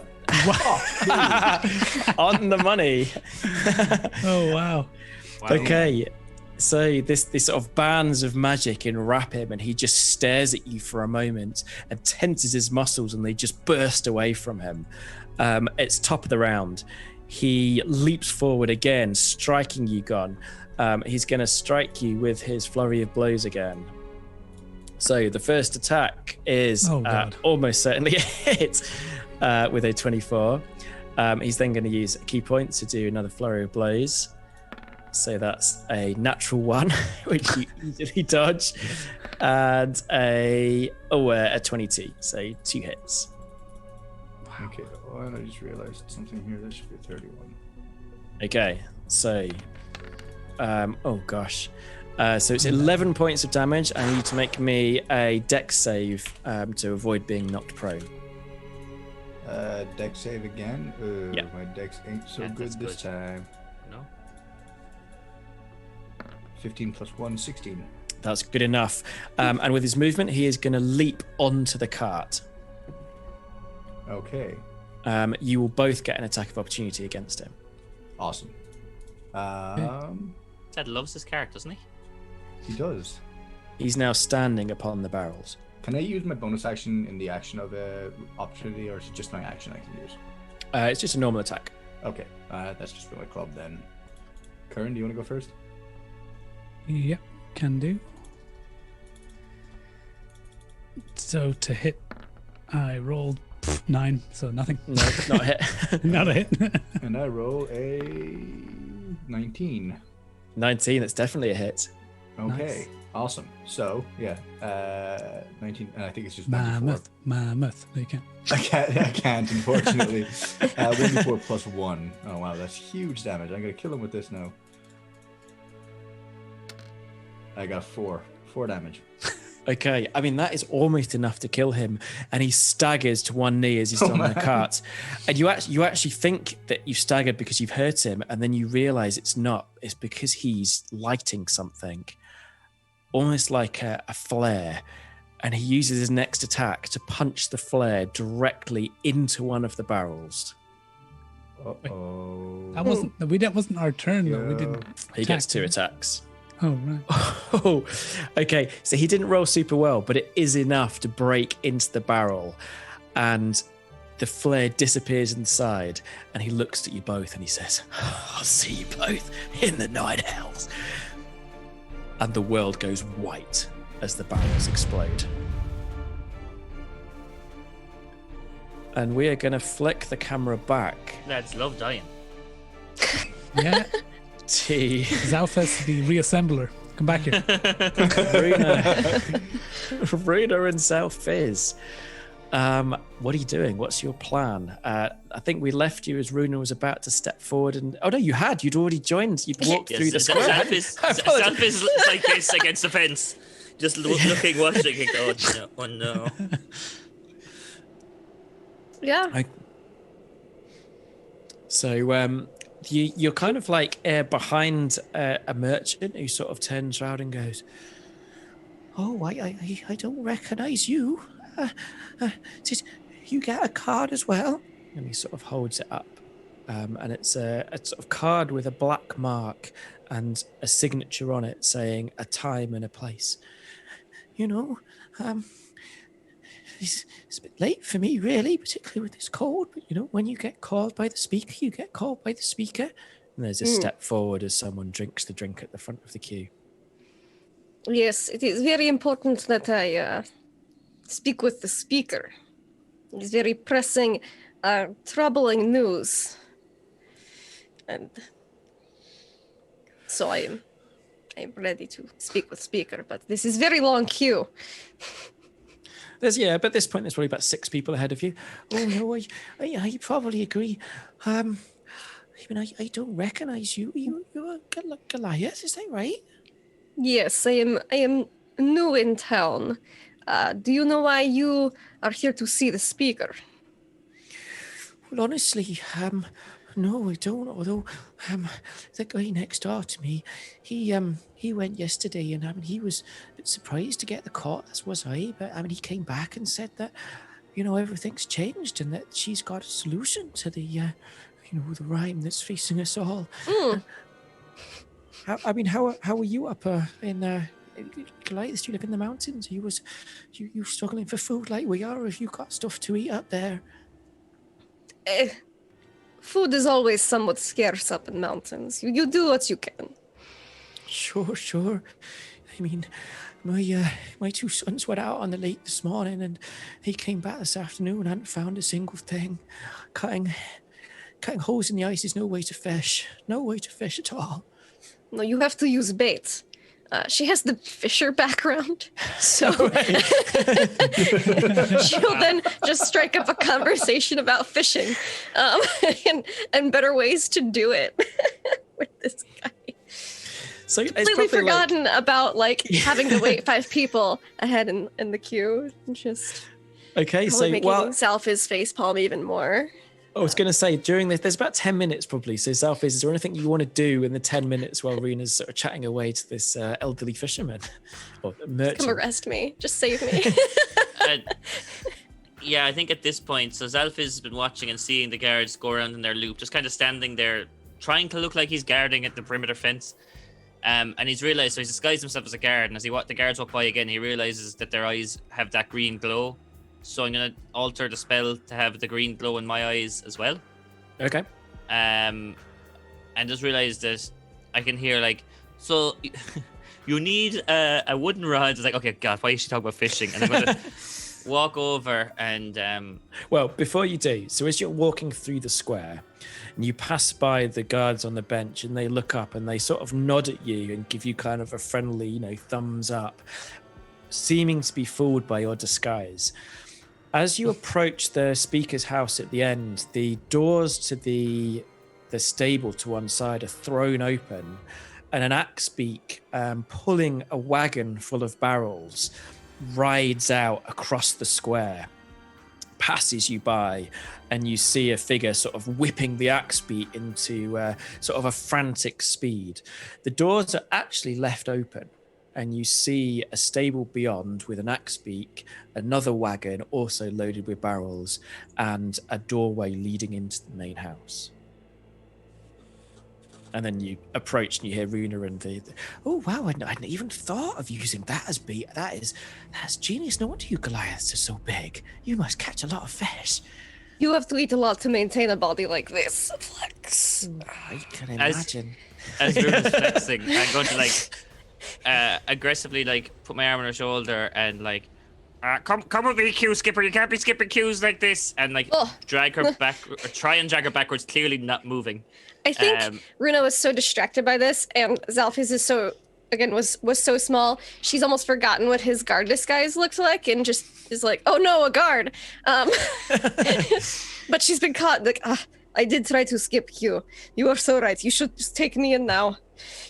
Look, come with me. We have a few questions to ask you about your. I will be misdeeds. happy to answer any questions you have. And I'm gonna drag her through into the stable back entrance place that just opened up. Okay. I mean, the fishermen sort of like, oh, I mean, I didn't mind that the two or three people behind you in the queue. Sorry, this is a legal matter. Please stay in the queue. The two or three people behind you in the queue that you did skip in front of do look a bit pleased. They'd obviously said nothing against a 7'3" tall Goliath. Not many people do. But there's a sort of small round of applause from the people at the back of the queue as you lead her off into the. I feel guilty. I'm like, oh. Runa, why are you talking about fishing? Why are you lying about being a fisherman to the that What do you sounds mean? deceitful. Why am I? I am not lying. I am a fisher person among my tribe. I just assumed Protein is very important. in the mountains. I assumed there wasn't a thriving fishing industry. I guess. There are rivers that flow out into lakes. Water in lakes has to come from somewhere. Looks to the vista and it's like, that doesn't look very flowy. That looks very frozen. It's like, well, you have to break through ice and use bait. Okay, why are we talking about fishing? You asked me, and I am telling you that I am fisherwoman. Okay, so you weren't lying. You're And paladin. clearly fisherwoman. Let's look. I found a way in. There's I don't know. Oh yes, you are a guard. I am not. Yes, I am Xalfiz the guard. Wait, Oh, God. Yes. I had look, forgotten you were disguised. Shh. At this point, can we be inside the Yeah, door, please, God? Okay, so you've now entered this stable. There's a hayloft. There's a couple of stalls, both with one's empty. One has a very angry-looking, sort of kind of maltreated axe beak in there. Oh. There's a wagon at the back, which has been loaded with large barrels, and there's a door leading into the sort of larger part of the house. Look, we should find out one of two things. Either what's that drink that they're drinking, and turning their eyes all green. Black ice. Yes, that is black ice you're holding. Very good, very good. No, they're drinking it. Oh. We gotta find out why then. Let's find out the why, and then. I was going to ask when I got to front of Q, but we can ask in other way, I suppose. Yes. This. And the second point, moving along, is we speak. We find out about the speaker. We might ask in other ways the speaker what is she doing? I couldn't tell if it was a he or she from the name. She. He. So the old I thought it was speaker he. was a she. Oh, that's right. The previous one was a Emdra? she. Emdras. And the new speaker is a male. Let me get the Okay. names. Sorry, yeah. Emdra Garlwet. Mr. So Speaker. Daneth Whalen was the original speaker, and the new speaker is Imdra Arglath. No, so Whalen. Arglageth. Yeah. Emdra it is. Imdra it is, yes. They said Wayland Yutani. I'm like, wait, what? So I don't know how you want to do this, but I think maybe you don't like lying. How do we do this without lying? I'm not Well, used to this not lying. as you kind of enter the house, assuming that you do. How do we do there's this without lying? There's a corridor going down, and at the end there's a large doorway, which leads into the bulk of the house. To your right, there is a door that's half open, and you can hear sort of chattering within, and like the sound of pots and pans, and the sort of general kind of food preparation. And to your left is a thin staircase, probably like a servant's staircase, which is leading up to the next floor. I think we should let's go find the speaker. Let's go speak to the speaker. Let's go up the stairs, and just introduce ourselves. I'll tell him I'm here to speak to the speakers of 10 towns, which is true.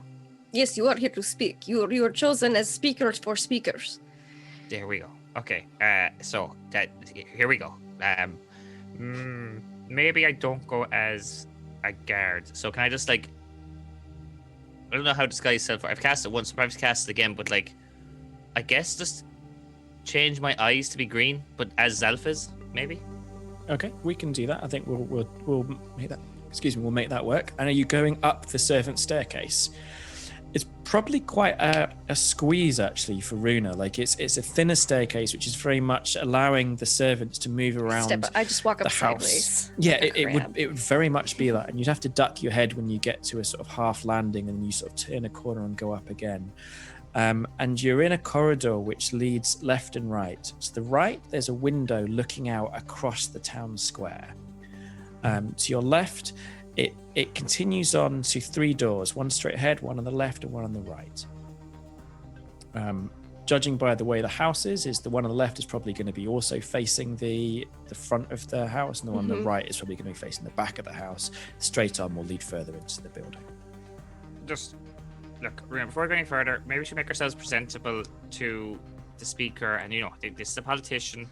Can I use my last 2 spell slots to cast Cure Wounds on both of us? Just realized we've taken a shitload of damage. I haven't dealt with that.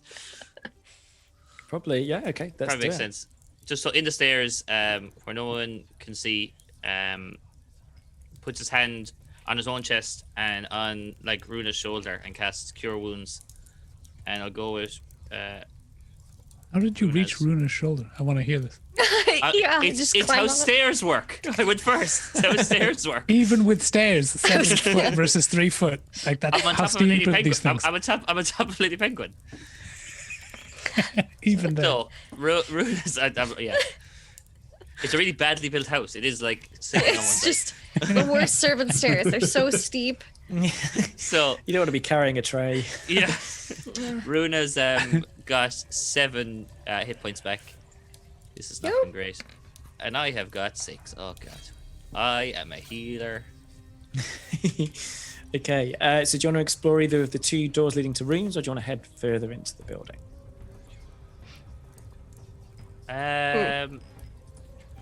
In I fact, think give me a perception roll. Okay. And feeling that healing energy, be like, oh, and I will lay on hands both of us and give us each. How rough does Xalfiz look? I am quite. You put your handsome giant gnome. open hand on top of his hair. I could Just- crush you in one go. Xalfiz is 6 from his max. I don't know how not to meta this. Okay, then yeah, here's have 6, and then I'll give myself math. I want to get 15, so I'll give myself 9. So you're maxed out, and I'm closer to max. Very nice. Okay. So where are you I going? rolled a 14 on perception, but I think I would look in the bedroom just to say, make Okay. sure there's no one can come behind us and attack, I guess. It does look like you're still in the servants' quarters. When you look into the 2 bedrooms, and that's what they are. The one that is the front of the house just has a single bed in. You wonder if it might be the kind of like master of the house, although there's a very strong kind of like lizardy snake smell from the room. The one on the back of the house has 6 beds, almost like bunk beds. So it'd be 3 bunk beds. And again, this very strong lizardy smell. And then Xalfiz, you're like, oh no, this is kobolds. Definitely kobolds. Oh god damn kobolds. With that roll, you also can hear sounds from the door ahead. Very much like sort of like muttering from townsfolk, a lot of townsfolk, but almost like diagonally down in front of you. So like a floor down, you're saying? Yeah. Okay, where did you say okay, so where's the kobolds coming from? Sorry, I kind of lagged out. But there's the bedrooms to the left and right are both kobold bedrooms. You think. Okay, so sorry. You assume that this house is using kobold servants. So, are you familiar with wrong voice again? Are you familiar with kobolds, Runa? Tiny lizard dragon people. Very small. Like you. But Yeah, scaly. Unlike me, yes, unlike me, very, very annoying and not very helpful. In my experience, in this part of the deal, I've met good kobolds in other parts. They have this whole- Self-reflection is important from time to time. I guess you love pets. I mean, yeah, but they 2 of my friends died, and it was kobolds' fault. So, like, not good dudes. Just saying. People kill people all the time. I'm sure you've killed many kobold friends. Technically, no, actually. Oh, My other two friends did, so they might have had it coming. I see where. Yeah, okay. This is it. We've worked through it, yeah. But look, long story short, my friends got attacked by those kobolds. Let's just not get attacked by some nasty kobolds. If there's nice kobolds, let's say hello, okay? Yes. But there may You'll or be may not polite be to nasty. kobolds. Only if they're fans. Yes. No one knows you. I am sorry to tell you this, but you are not famous. I am fairly certain if you were famous, more people would have said, oh, look, he's famous Xalfiz. It would be Xalfiz the famous, not Xalfiz the practical.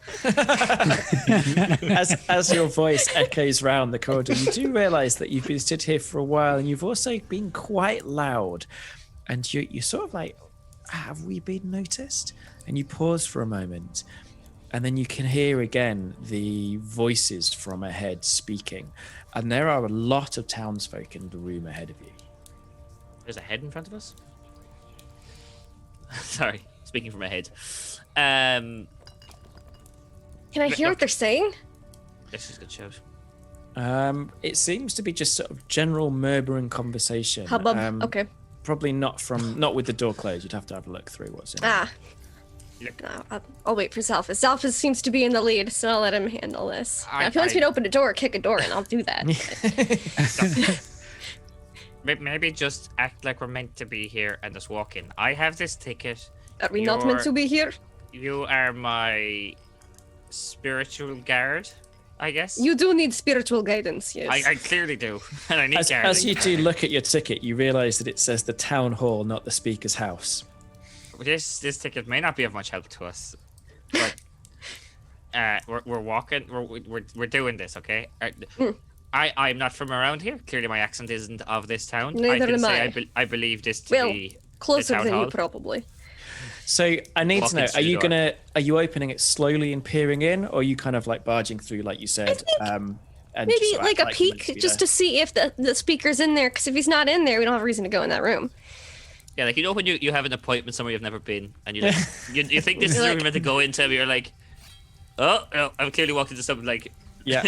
English is a second language classroom. That's not where I'm meant to be. You know? It's always there. It's always that room you walk into. 25 heads turn at once. So you peek in. It sounds like you are. In fact, I think this is probably a stealth roll. So whoever's peeking in, can you give me a stealth roll? You probably I want guess that it's to me. be you. I don't know if we want it to be. Actually, +2 isn't bad. Okay. Do you want disadvantage +0? Maybe. I got 4, so maybe. Oh, I think okay. because you're on like a higher level and you did say that you were sneaking, I will give you advantage on the roll. Oh, so you thank can roll Christ. twice. Watch me get maybe a 7 in this one. I rolled a 6. Oh, close. So close. Call it a 18 next time. Yeah. Leave it- Hello, Okay. is this the town hall? Okay, so the door is just slightly more greased than you'd expect it to be, and slightly heavier than you expect it to be. And when you kind of push it, expecting it to go like maybe 6 inches, it kind of goes like almost fully open. He drags me along with it. Yeah. You're like stuttering on your toes, stumbling. So you see quite a few things. This is, but first of all, you're on a higher level, so you're looking out across a gallery which goes around a lower room, probably a banquet hall. So you're looking down on a banquet hall. Center of the banquet hall, there is a large table with chandeliers at your levels. There's 3 chandeliers above it, and there's townsfolk all gathered around the banquet hall, gathered around the banquet table, facing the far wall on your right. From this distance, you see all of them have green eyes, including the fisher merchant that you were talking to. There's sort of this dull glow inside them. They're all staring at this large statue of a demon with a huge lightning-shaped sword and a whip. And the demon statue is carved out of black ice. And it's been fashioned into a fountain. So water is pouring over the demon's head, over its body, and into a pool at its base. And the pool is where these bottles are being filled from. And standing on a kind of dais at the front of the pool is a huge dwarven guard. And he's sort of looking out across everyone, obviously kind of about to speak. And as he was about to speak, he kind of looks up, and everyone else looks up as this door kind of like flies open. And a big thump of like an old wooden oak door. And I think I need... in fact, no, I think we're going to flip the camera over to where There's just Graham 2 burnt corpses and on the ground. Gann have been part of an enormous explosion. Incredible amounts of damage have been taken. I'd like you to give me a dexterity saving throw to see how much damage was sustained by both of you. The answer is all of it. I rolled a 18 plus What? 1, so I actually rolled a 19. Very Wow. nice. Okay. I how rolled a did you do? 12. Plus... Oh, it's It's an straight 8. up. No, no, plus- it's an 8. Okay. Okay, so Graham, oh my god, you take 41 points of damage. I'm gonna 6 of those. uncanny dodge that. Okay. Can you uncanny dodge a... An fireball? evasion, but I don't think you get that till 7th level. I don't think you get Oh, that till dear. 7th level when you're 5th level. And obviously, Gann, you take I'm 20 dead. points of damage. 6 of the 8 dice were 6s. That is Yeah. ridiculous. That was It's an crazy. I I'm mean, dead. it's 41 out of 48 The possible. Xalfiz show. You're dead or we're you both just dead. unconscious? So, I'm unconscious, so Okay. so you, as you kind of look up through burnt eyelids at the flaming warehouse, you kind of stare out and you see the doors opening and the guards that you'd seen sort of walking around town march up to you and grab onto you. And I think the last thing you see before you fall into unconsciousness is a fist pounding down towards you. it's great. Cool, cool. Some time passes. And we can treat this as a short rest. So I don't actually think we've done a mechanical short rest before on Rime of the Frost Maiden. So the way this works is that you can use a number of hit dice up to your level All of to them. do some healing. And so, Kuran, your hit dice, I think as a rogue, are they D6? I definitely yeah. don't know that off the top Yeah, of my it'd be a head. D6, I'm pretty sure. Yeah, I so think- you can it's heal. D8s for rogues. Is it D8s for rogues? I'm sort of confused on the difference. Wizard's the only one Right, that's you're right. D6. Wizard Yeah. and sorcerer, I think. So you can roll 5d8 healing, Graham, Whoa. and because you're basically using up all your hit dice to try and heal up. I mean, you don't have to use all of them. You can use Plus one your D8. con modifier at the very end. Mm-hmm. Yeah. For each level. Um, For each hit dice that you roll. yeah. Oh, do you get the con modifier per hit dice? Yes. Sweet. Yeah. So What's the this con modifier? I don't know what's Oh, your yeah, achievement. it's Say it on the plus character one. sheet. I think you got a Yeah. So I get +1 So basically. you get so you get +5. Plus 5. So you get it Yeah. per hit dice. So you get an opportunity to heal up. Shall I roll that now? Yeah, so you're going to roll 5d8 and add 5 to your answer, and you can But he heal did, up yeah. that. He doesn't need to roll them all. He can roll them one at a That's time. can't he? 24 HP. Nice. Okay, so heal that up. And Gann, do you want to do your Plus- oh, healing? Nice. Yeah, here we go. So I get 5d8 plus 15 because my con modifier is 3. Let's see what I do. 37. Nice. That's a fair chunk of health. Not It's bad a at fair all. chunk. That's all of my health. So you wake up in a cell. It's obviously below ground and it's very damp and very, very cold. Standing behind the bars of the cell is a tall man with a long, jagged scar across his face. He's dressed like most of the people in 10 Towns in furs, although his are jet black, and you got and recognize them immediately as bear furs. By his side is an enormous maul, like a club or a hammer, but with a boulder for its head. And he looks down at both of you. Well, you're awake. That's the wrong voice. Well, you're awake then. My name is Imdra Argalath, and I am the new speaker of this town. I'd like to know who you both are and why you are interfering in my business. We're not interfering in anyone's business. We tried to avenge a friend who was killed. I'm going to stop you there. I know that your so-called friend was a member of that meddling group known as the Harpers. And I know that at least one member of your party, maybe two, are also part of that meddling organization. But I do not believe that either of you two share that allegiance. You're not wrong, but why?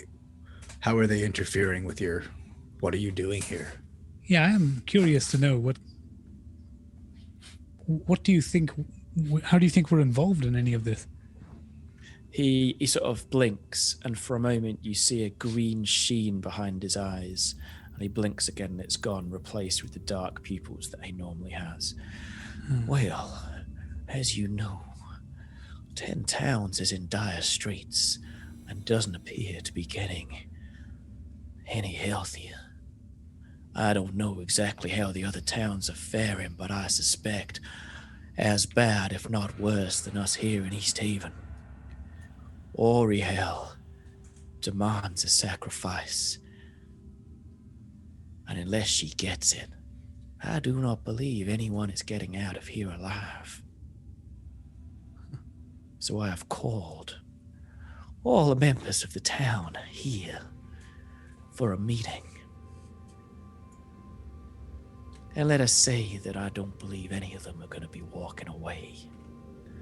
When Oriel has her sacrifice, those chosen of us, those chosen, will survive. Oriel's Rime. Does Gann have any insight to this being Oriel's goal? You don't believe so, no. Okay, and has he ever seen that kind of like that green? No. This is you might have seen it in the guard's eyes. I'm getting confused over whether who. No, I don't think you did know, because you've not Okay. interacted with any guards. No, so No. you've not seen No, it. we haven't. No. Can I cast detect Oh, magic? You might have seen it in the assassin's assassin, eyes. The yeah. assassin's eyes, yeah. Okay. Can I cast detect magic? How does that look? Are there any evidence it's a of you verbal and casting? schematic, so I can just say it under my breath and move my hands on whatever motion I need to make. You'll need to make a deception check to see if you can hide it. You can use stealth if you prefer. Can I distract to aid, and I'll do the deception then? Yeah, what are you going to do as a distraction? I'm going to do little hand puppets and be like, oh, no, I'm going to blow up the town. I'm just mocking him. I'm not crazy at all. The chosen will survive. Blah, blah, blah, blah, blah, blah. I don't think you need to roll. I think that's It's amazing. You even almost distract Gann while he's doing it. He's like, God almost doesn't cast the spell. Yeah. Oh. Okay. So you don't need to roll. You cast the spell, and you see that first of all, the maul that he has in his hand is infused with incredible evocation magic. This is a powerful item. oh god. But his whole body seems to be like tingling in bursts of magic, like there's something inside him flowing through him, creating this it's like watching a starlight sky, a star-filled sky, but over his whole body, as if there's like pinpricks of magic filling him up. And he just looks in anger at Graham and goes, well, it looks like you've made your choice. I'd hoped that maybe someone as skilled as yourselves, someone who could have taken down my assassin, may have had a use, but obviously not. Can I cast a spell magic on him? Okay, yeah, okay. What does that do? Right. Let me. Once again, it's a verbal and I think it's a verbal and somatic, so a hand movement and verbal. If it's got slash, it's one or the other, Niall. Just so you know. It's a comma. It's both. Oh, well then yes, both. While this is happening, I'm like, oh, we could have been useful. Blah, blah, blah, blah, blah. While he's doing his little monologue on just like us being hoping we'd be useful, I'm doing that again. It's Okay. an instantaneous effect. Okay, I'm looking here. So the spell casting him is not third level or lower, so it doesn't just end. So you are going to have to make a roll to see if you can beat the power of the black ice within him. Okay. Oh boy. So the D20, no modifiers, right? Yeah. Hang on. A successful check. So you must make a spell casting ability check. So it's your spell casting ability score. So it's presumably shit, your yeah, wisdom. so- for a Are check. we behind bars, by the way? It's not my spell attack though. It's just my wisdom. Yeah, you're right? in a cell, Okay. yeah. Plus Yeah, yeah, yeah. 4. Okay. I like that. Only bards can. Also, I'm have proficient, proficiency. so it's a +7. Ooh, that's good. And Lynn, did you say only bards have proficiency? Only bards can, because it's a check, not an attack. So it'd be like rolling. That's cool. Still plus 4 is still okay. I got an 18. Is it 8th level or lower? Wow, the spell winks out across him, and he faces you, looking completely confused. And I think we're going to move the camera back over to Runa and Xalfiz as you face off against the townfolk. Before the townsfolk get angry, can I cast divine? Can I use my divine sense to detect good and evil? Yes, you absolutely can. So I can sense anything affected by the Hallow spell or know the location of any celestial fiend or undead within 60 feet that is not behind total cover. So I just want to be like, I see that evil looking statue and I'm like, divine sense, something's off here. So you don't detect any undead or fiends. Okay. But there is something fiendish happening here. Okay. All the townsfolk, all the guards, particularly the guard who stood in front of this statue, are infused with something terrible, something which is taking control of their body, and you recognize it as emanating from this statue. There's kind of like cool. threads of power emanating from it. And That statue I likes think- getting crushed.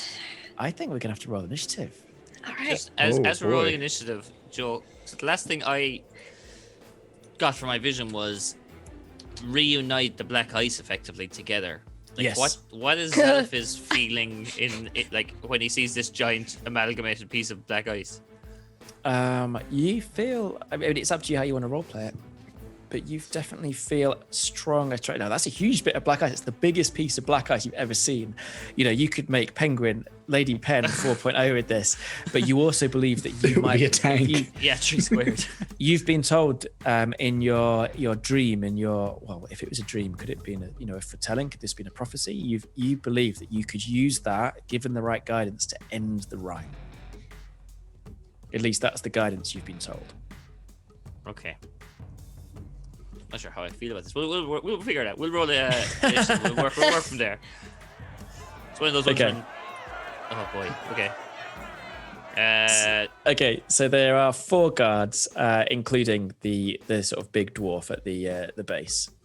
Do you want me to roll first? Go for it, yeah. With a +2, I rolled a 7. My God, my rolls today are dire. Very variable, yeah. Runa, how do you do? 11. 11, nice. Okay, let's see how the guards do. I am actually going to give them separate initiative, if that's okay. Well, I'm going to give the main guy his own initiative, but I'm going to give everyone else the same one, just to kind of speed things up. Okay, so the guard by the altar at the front, he gets a 12, and the other 3 guards get a. Oh, they did very, very well with a 22. Okay. Real cool. Cool. Not Cool. whining. Cool. Okay. So the first guard lifts up his sword, and it seems to be glowing with some sort of like blue energy. And Xalfiz, you recognize this sword as being imbued with black ice. This is an item created from it, and it seems to be holding some sort of magic within. And it launches forward, and like a whip of power, a lightning lure flies out and grabs onto you, or at least it's going to attempt to. So, lightning lure, I need you to make me a strength roll. Let me just look up the quick rules for this very quickly, because I don't have A it strength saving throw. open. I think it's a strength check. Okay. But I will see. They're both the same. They're both the same. Actually, it's fine. I thought one was worse than the other. You create a lash of lightning energy that strikes one creature of your choice that you can see within range, 15 feet. The target must succeed in a strength saving throw or be pulled up to 10 feet straight down towards you, and then take 1d8 lightning damage if it's within 5 feet of you. Cool. I got a 14. 15 minus 1. Okay, so the lightning lure lashes onto you. You are tugged off your feet, and you feel yourself falling down to the ground. So you kind of fall at this guard's feet. You can make me an acrobatics roll if you're not going to take damage from the. Oh, sorry, I'm not going to roll a d20. All damage. Damage from the fall. Cool. I got an 8. I failed. I only got past the roll this round. Okay, so you get 7 lightning damage and 7 falling damage.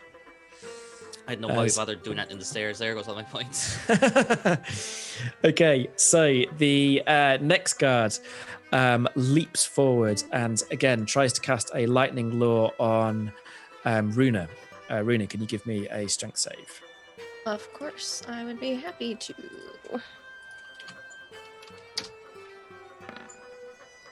16. 16 is a pass. So you are not tugged on your feet and you make no damage. And the guard, who's kind of like this sort of lash of energy wraps around your fist, and you kind of pull against it, and he's almost tugged off his feet. The next guard is going to do the same. I don't need to roll, do it. It's you rolling. Another strength saving throw, please.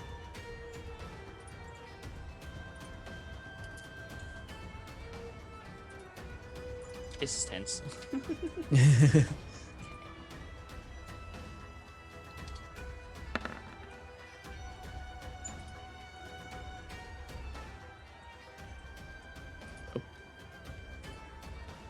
How do you do?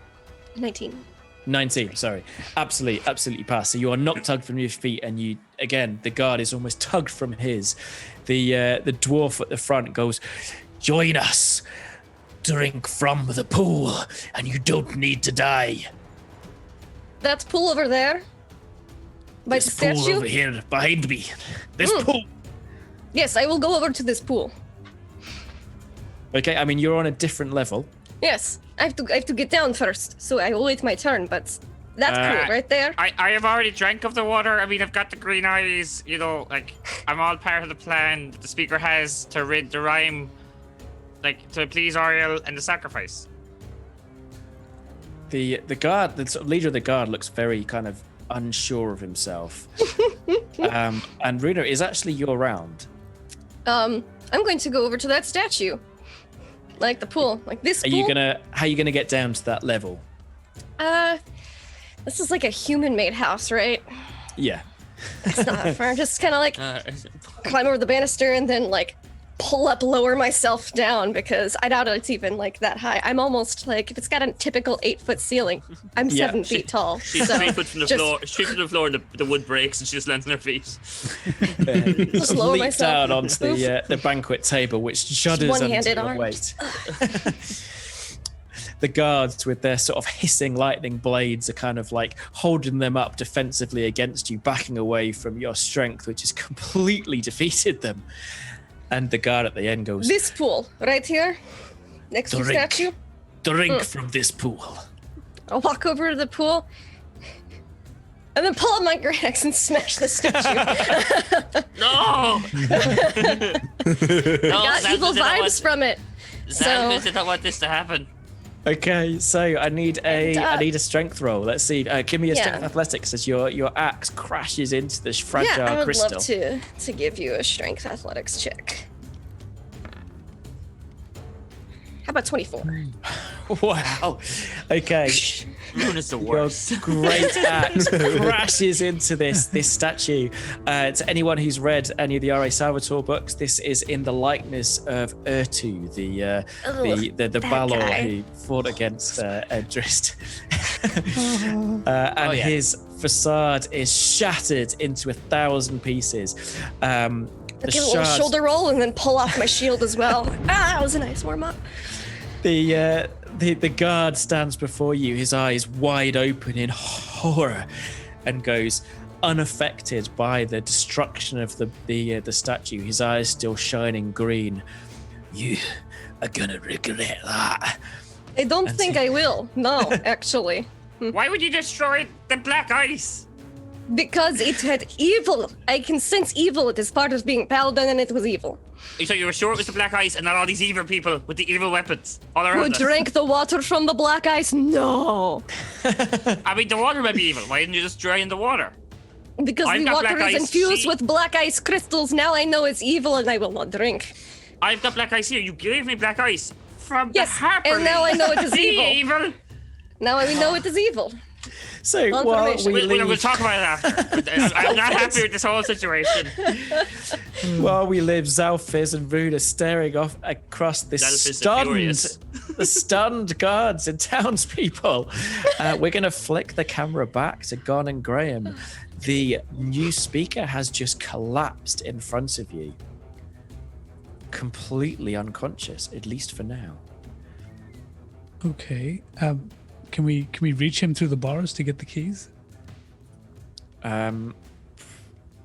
I don't think you can. Oh. Well, then I'm going to use my harpoon through the. Actually, I'm assuming I've been disarmed. Funnily enough, you've been disarmed. However, Oh, yeah, that doesn't work. you still do have your earring, and if I remember rightly, it could It can be a transform into a set of thieves' tools. It can, yeah. I can turn it into a bunch of thieves' tools. So I take that off and turn it into the thieves' tools, and I try and pick the lock, I suppose. Okay, give me that. I'm just roll. trying to think.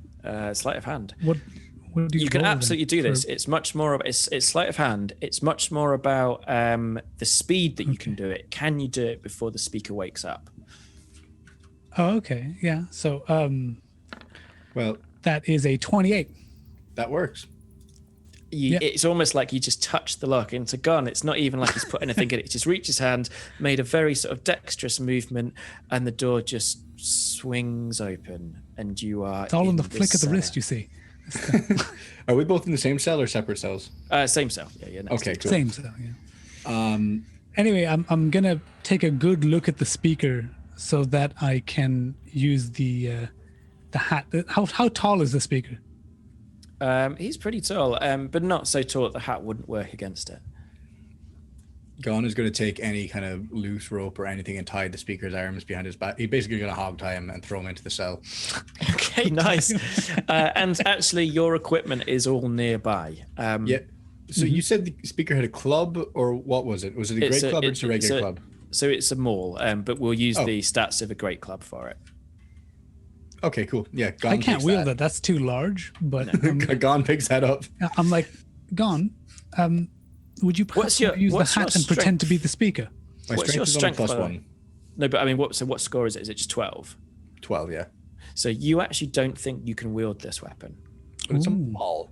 That you can carry it, but this is a magic item, and you have to have a minimum strength. There's a certain minimum strength you have to have before you can. I mean, you can wield it, but you'll have disadvantage.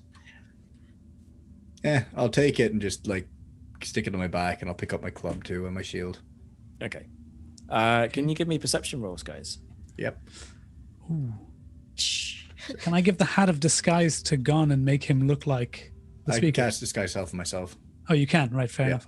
I'll look like the speaker then, and you can look like a servant. Yeah, how about that? I got a 2 + 4, a 6. Okay, you don't hear anything.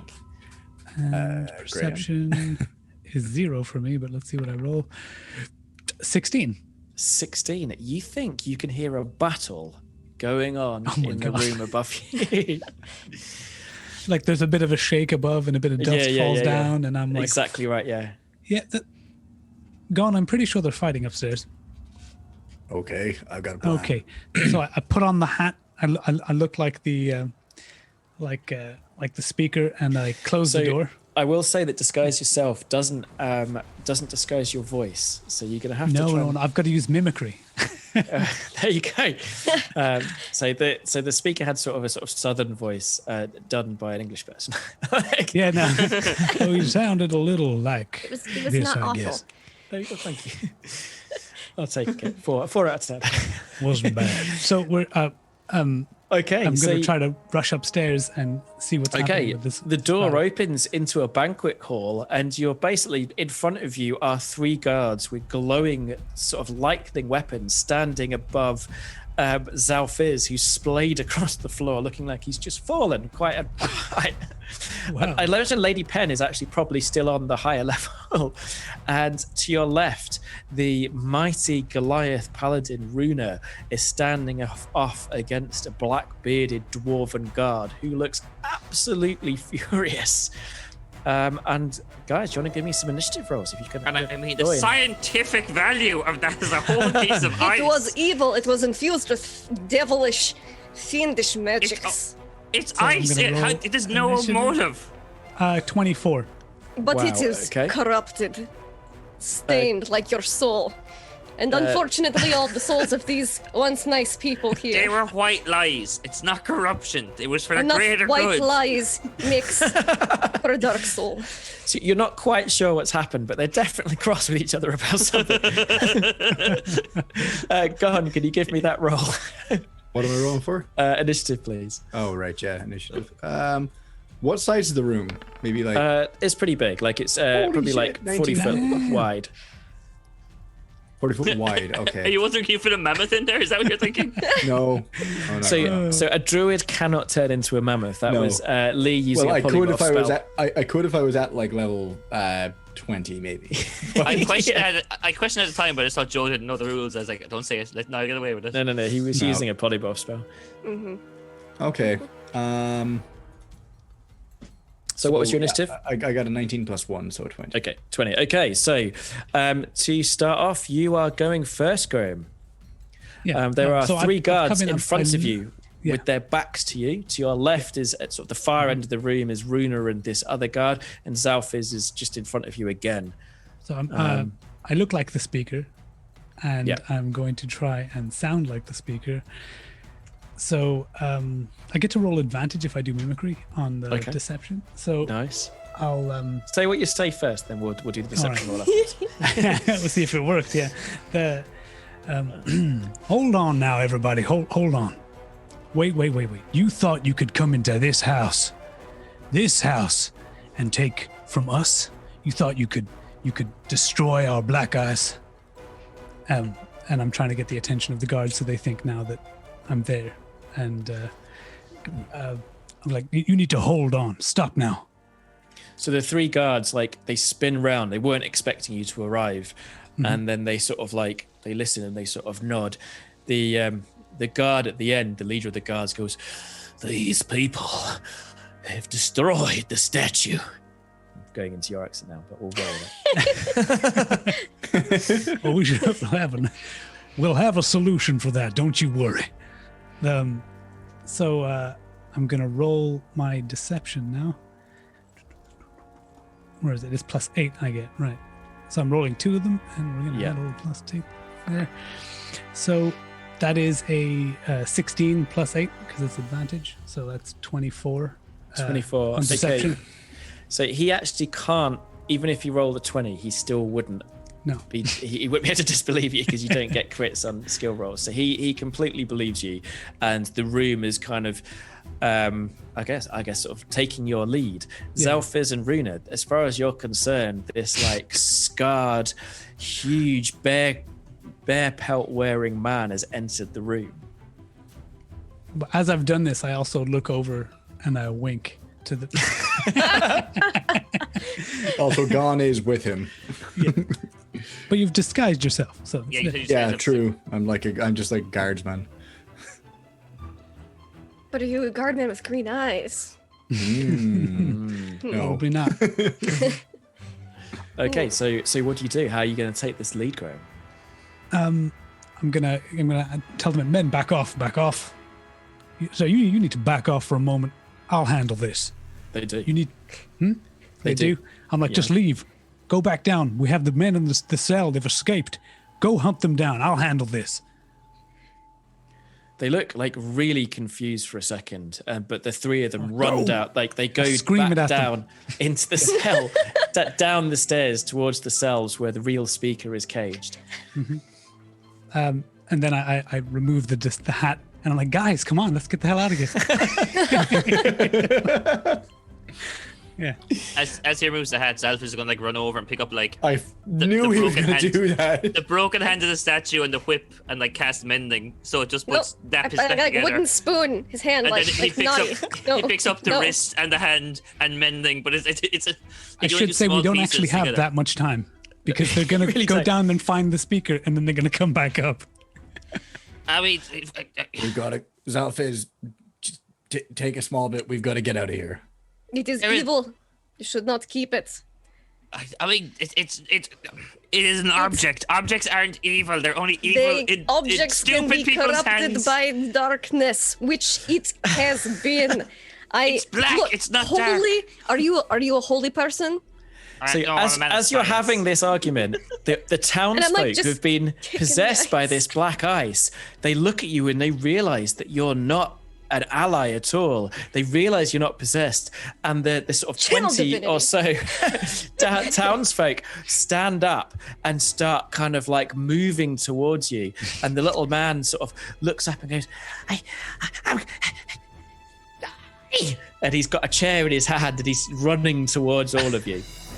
Okay. There is an exit, or you can try and take on these sort of possessed. I no longer look like the speaker. I have no I would authority. like to here. exit. So I have Gann, a question. Yes. So they're not fiends themselves. However, they are being influenced by fiendish magics and power. Okay. Yes. Definitely. So, one of my channel divinity things, since I sensed this, is turn the unholy. As an action, I can sense your fiends and undead. Each fiend or undead that can see or hear me within 30 feet must make a wisdom saving throw. On a failure, it's turned for 1 minute or until it takes damage. Could I just try to turn these townsfolk into fleeing the building?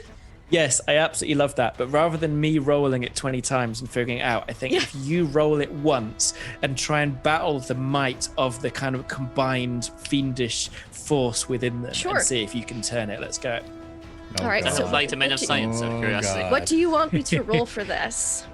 So I think let's do it as your power. So let's use it as your spellcasting power, and let's Okay, see if you sure, can get as my above a certain spellcasting DC. thing. Yeah. Sure thing. So that would Unless be you'd plus- prefer be like a paladin and do it as charisma, that would work well as well. It depends how That you is kind my of imagine your- spellcasting. Oh, it is. Is Then let's do that. charisma. So yeah, I'll just use like I was casting a spell with an attack roll. So I like that'd that. be It's plus- like the power of your personality against the fiendish possession. Fingers crossed. Oh, no. it sat on that 16 for a second. I was like, So there's this like wash of power, and Graham and Gann, you this doesn't affect you at all. But Xalfiz, you are knocked back a step, as are all the townsfolk. It's like an enormous wind has blown across them. Even their hair is knocked back for a moment, and they almost turn and flee. But then the power within them seems to grow, and you are the force of your personality is burst back against you, and even your mighty power is the strength in you is knocked back a step, and they all glow. I'll look their at eyes glow. Xalfiz, seeing that he stepped back, and I'll be like, "Oh look, the holy of repelling of evil fiendish creatures knocked you back. I wonder." I am a man of science, not a man of religion. But let me show you how to deal with these people through science. He's gonna run up to the within 10 feet of the group, and this little wire with a button kind of comes out of his sleeve, and he's gonna clap in front of the people and cast Thunder Wave at level 2 to try and push them all back 50. Kill a bunch of ancient people. So I will say that if you do this, you will absolutely You're gonna murder kill these a lot of townsfolk. people. But you can absolutely do that if that's what you want to do. No, I'm joking. I'm not gonna- Xalfiz genocidal. I'm not evil, clapping. A full town of people. Oh my god.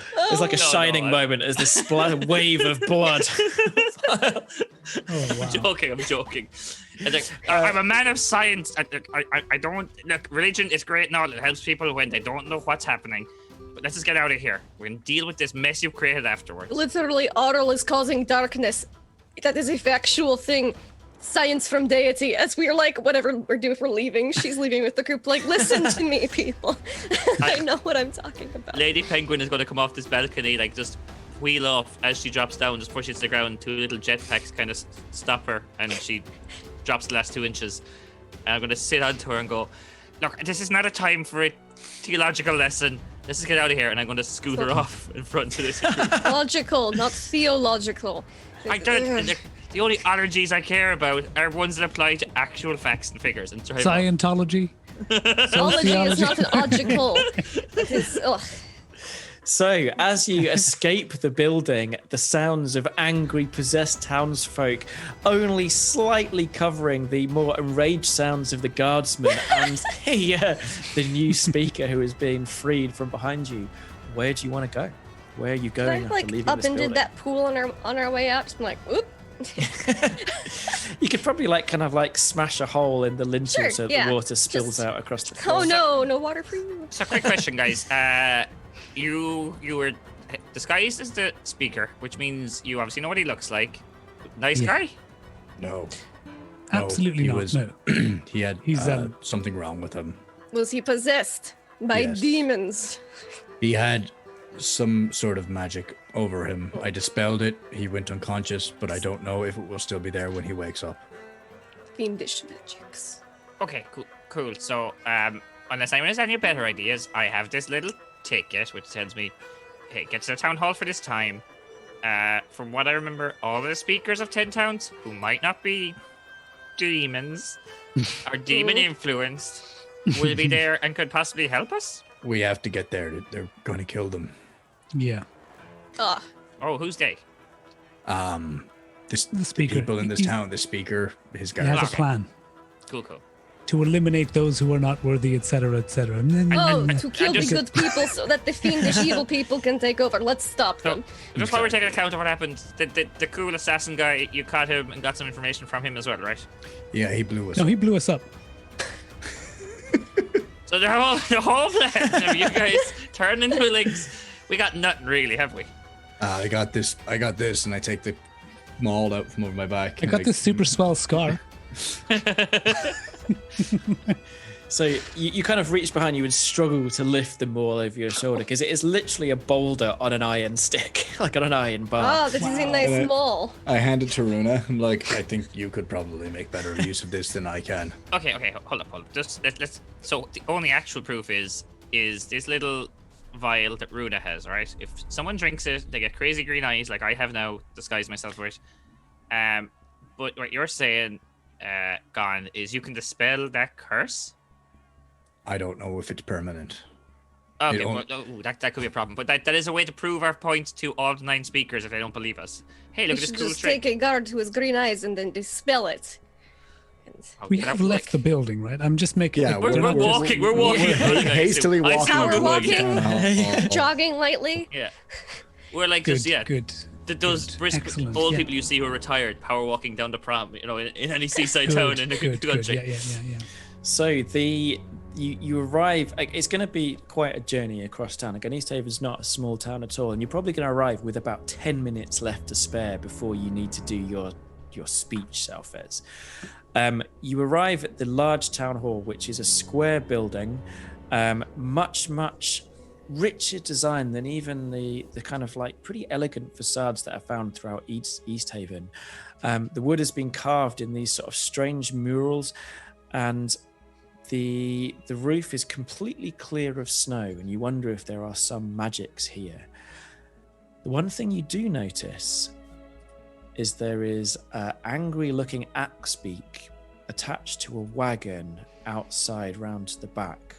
And it's the same wagon, Xalfiz and Una, that you saw leave the previous speaker's house before. However, there are no barrels on it. This does not bode well. There was barrels on it initially. So look, this was at the speaker's house. This is where we snuck in. It had like that mean We looking... snuck in.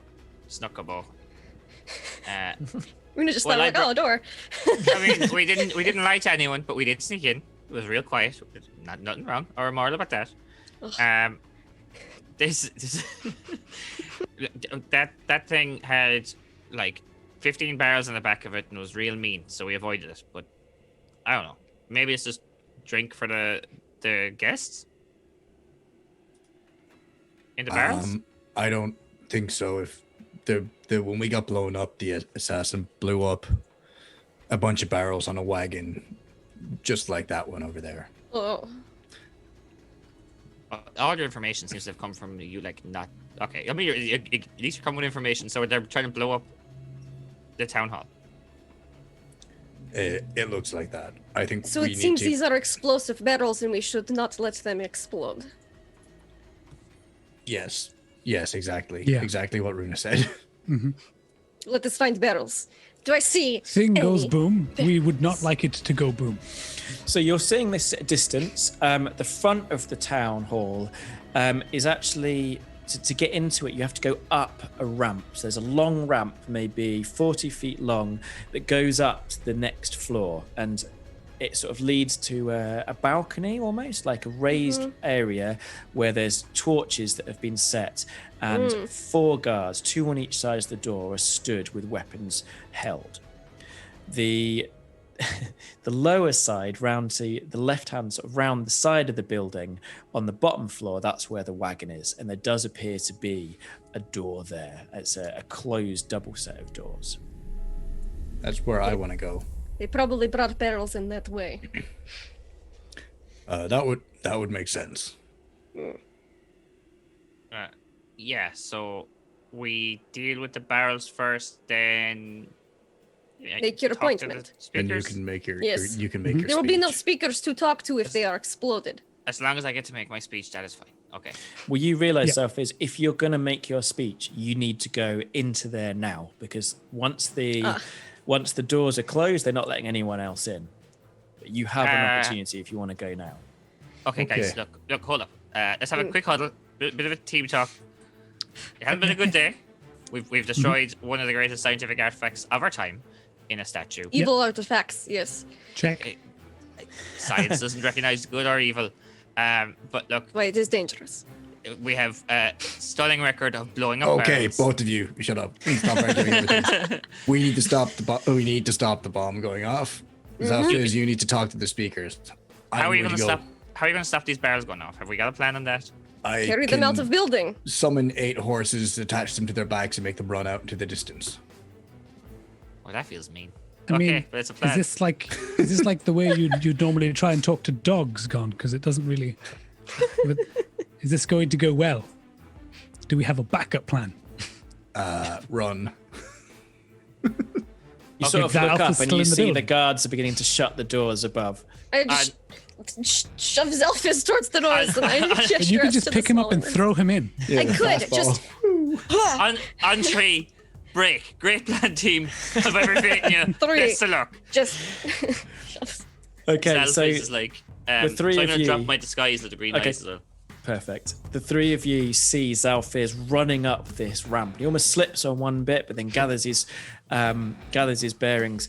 He's running that fast with Lady Penn sort of scooting up behind him. You see a kind of muttered talk with the guards. One of them doesn't seem to be at all happy in letting him in. The other one looks at the paper and's waving it here, and the two guards argue back and forth in the kind of mirror of Runa and Xalfiz a few minutes before. But eventually, the one who's on Xalfiz's side, for whatever reason, opens the door and Xalfiz disappears into the building.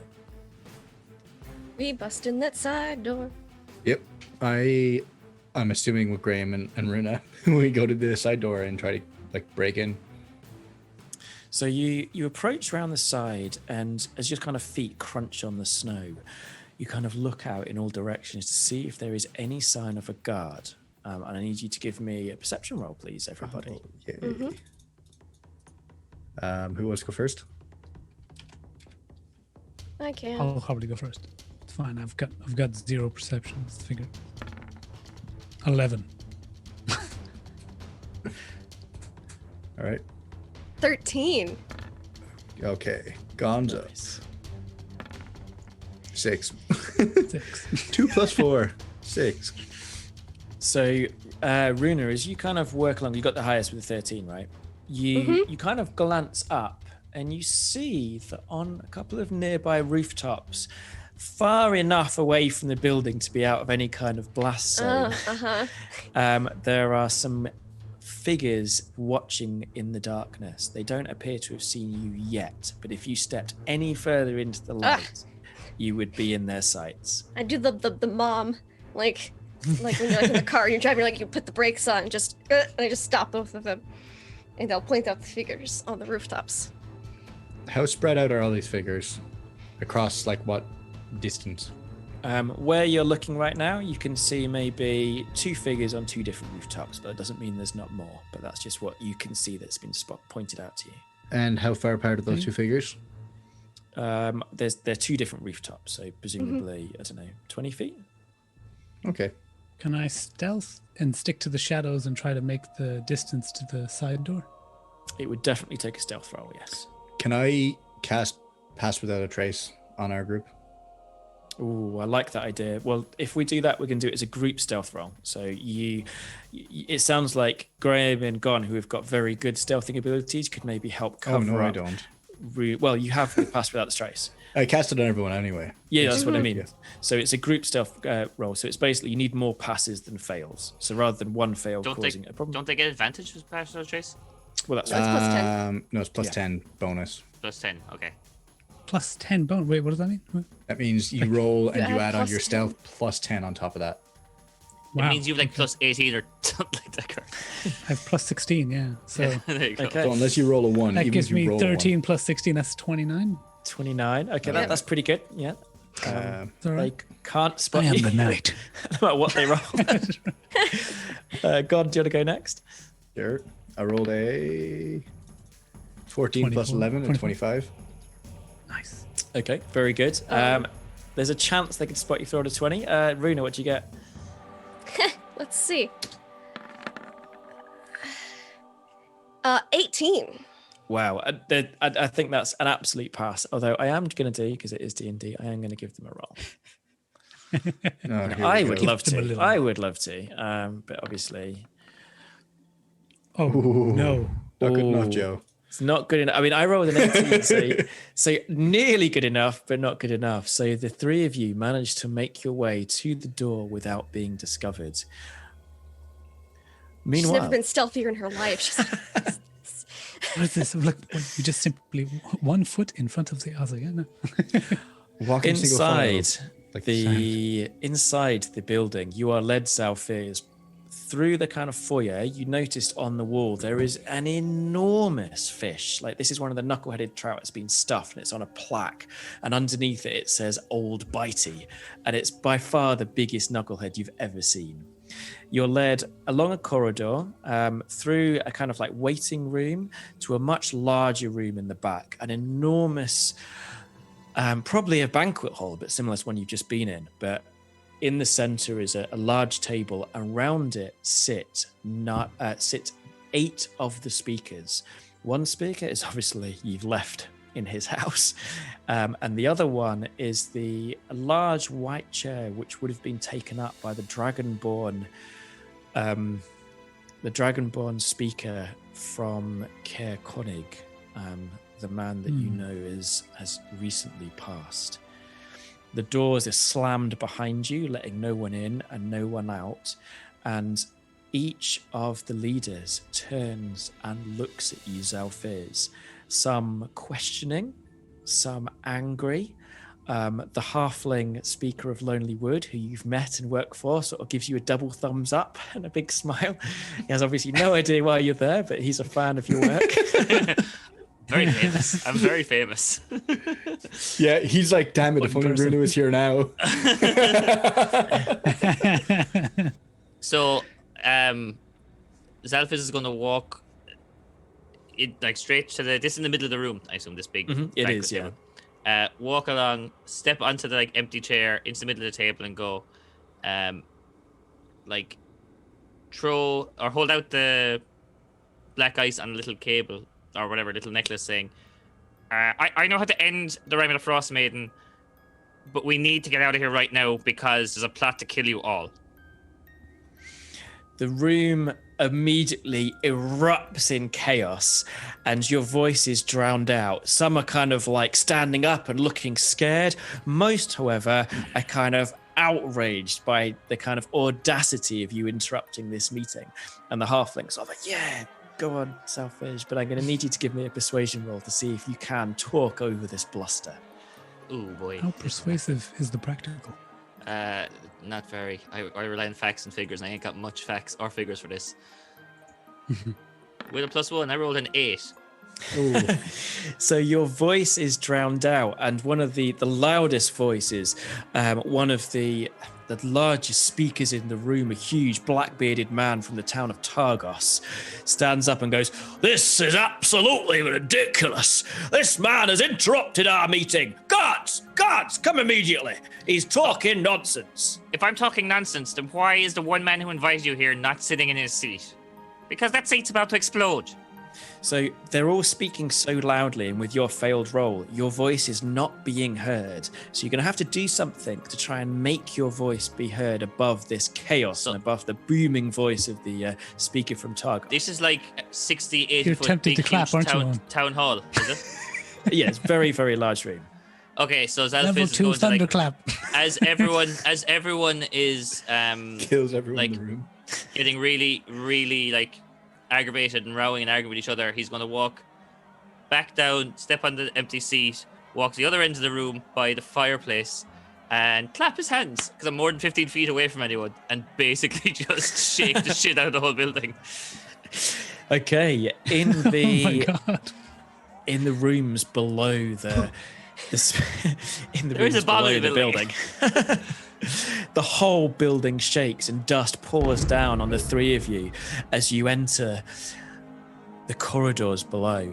Immediately you see that these cellars, I suppose that's kind of what they are, above ground cellars or storage rooms, are filled with detritus. And you can see there's a door in front of you, a door to your left, a door to your right. And in the room, right in the middle, is one of these barrels. And there is a shard of black ice in the center of that barrel. I'm getting serious. I think it was season 5 or season 6 of Game of Thrones, one of the finales. Yeah. That's the vibe I'm getting right now. I feel like Ally McBeal is trying to convince a room full of people to believe my story. Yeah, Okay, so- Rena's removing that black ice immediately because it is of the devil. Okay, give me a sleight of hand check as you take it out of the barrel. Sure, it'll be fine. Absolutely fine. I mean, definitely With don't my fail or +0 anything. sleight of hand, she's just like, no. Hey, it's 15. That's not bad. 15. There's like this jolt of energy, but rather than going into the barrel, it goes into you. That's and fine. you this is like a cantrip, so it's a fire cantrip. So you actually take 1d6 points of damage. I do apologize. That's fine. No, it's so you better take- me than the barrel. I'll You take take it. 3 points of damage, Sure. but you aren't engulfed in a fireball spell. So, How many It seems we can disarm them. I hold it we'll as have to I be like careful, get though. singed. Yes, do not explode barrels. Maybe we just remove barrels and disarm outside. How many barrels did we know were on the wagon, or do we have an That idea? could work. There were 6 barrels on the wagon.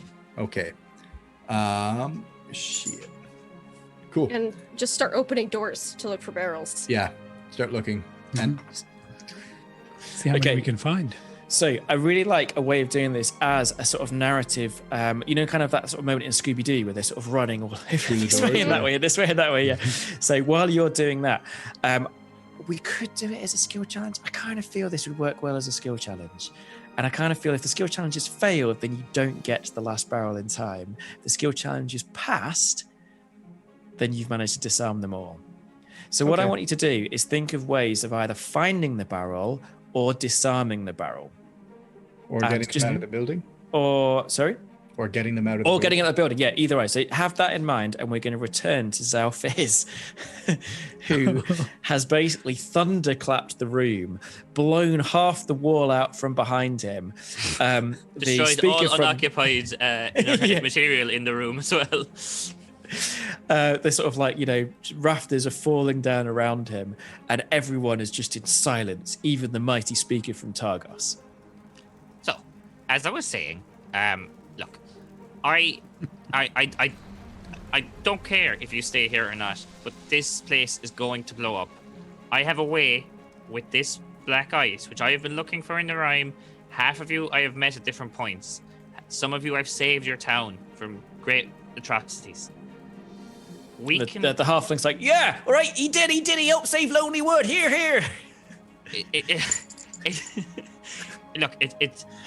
This is a terrible place. They're going to try and blow you all up. Emdra is not to be trusted. He's chasing me and my friends down. We need to deal with Emdra and deal with the situation.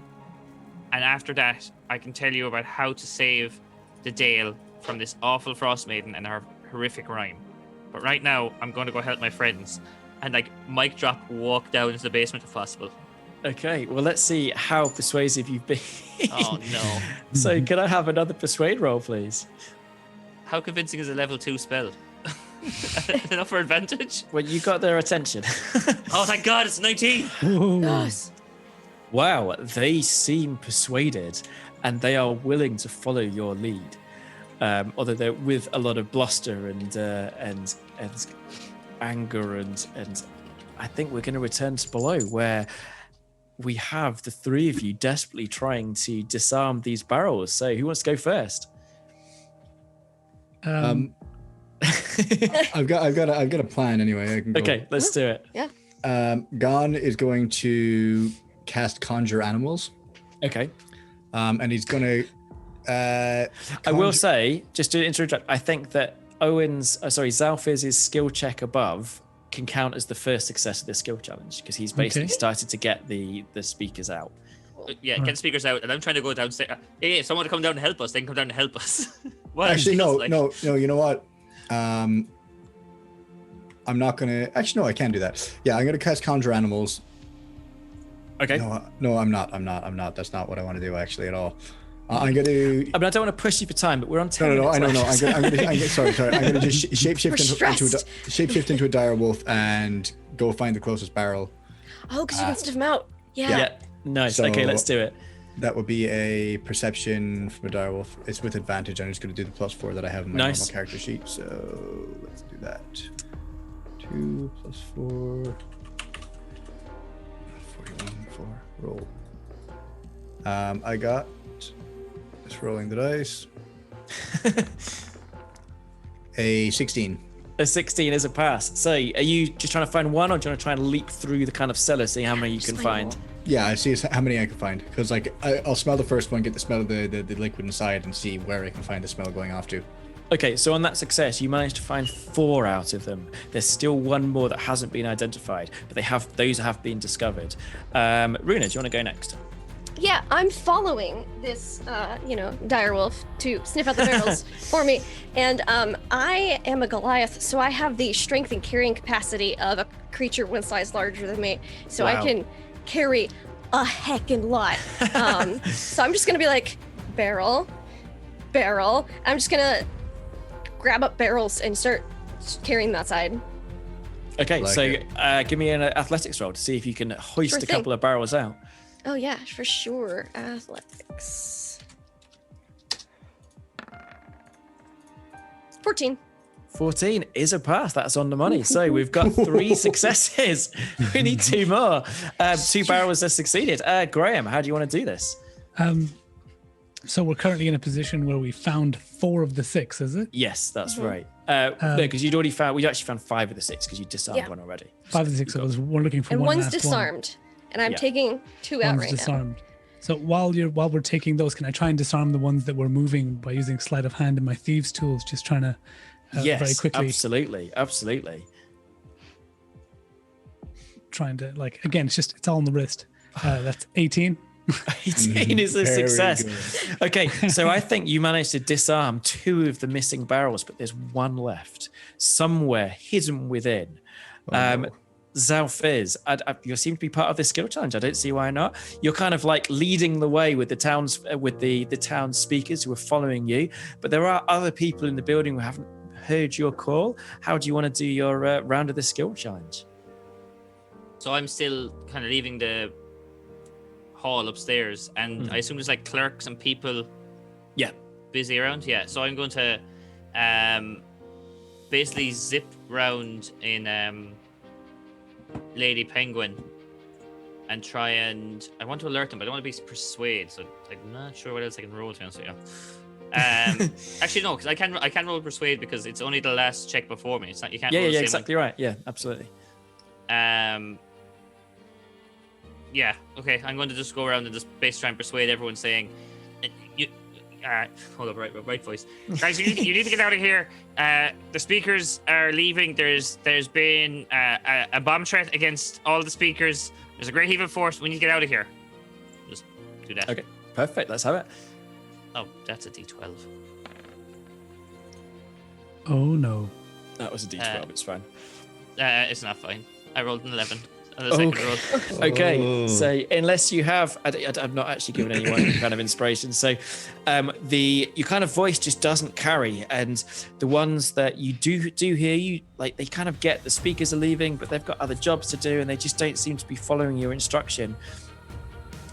We are on 4 successes, 1 failure. We need 1 more pass, Niall. Go on, top of the round. Gann would like to cast Locate Object to Yeah. find the last barrel. That's a good one. Very nice, very nice. That's an Arcana roll. Yeah, And it so works. it's +3. Oh Bottom. god. You know what? Find my rolls have barrel. my rolls have been too good tonight. There we go. That's better. 5 + 3. There we go. There we go. Okay, you've no idea for some It's reason. just I just doesn't- pick up one of the barrels that have already been taken out and like. "Ooh." Well, no. It, like there's something that's muddying your view of the inside. You don't know if it's the power from the black ice or something else, but for some reason you cannot detect it. So that's 2 fails, 4 passes. Then Runa, you're around. Yeah. So I would like to cast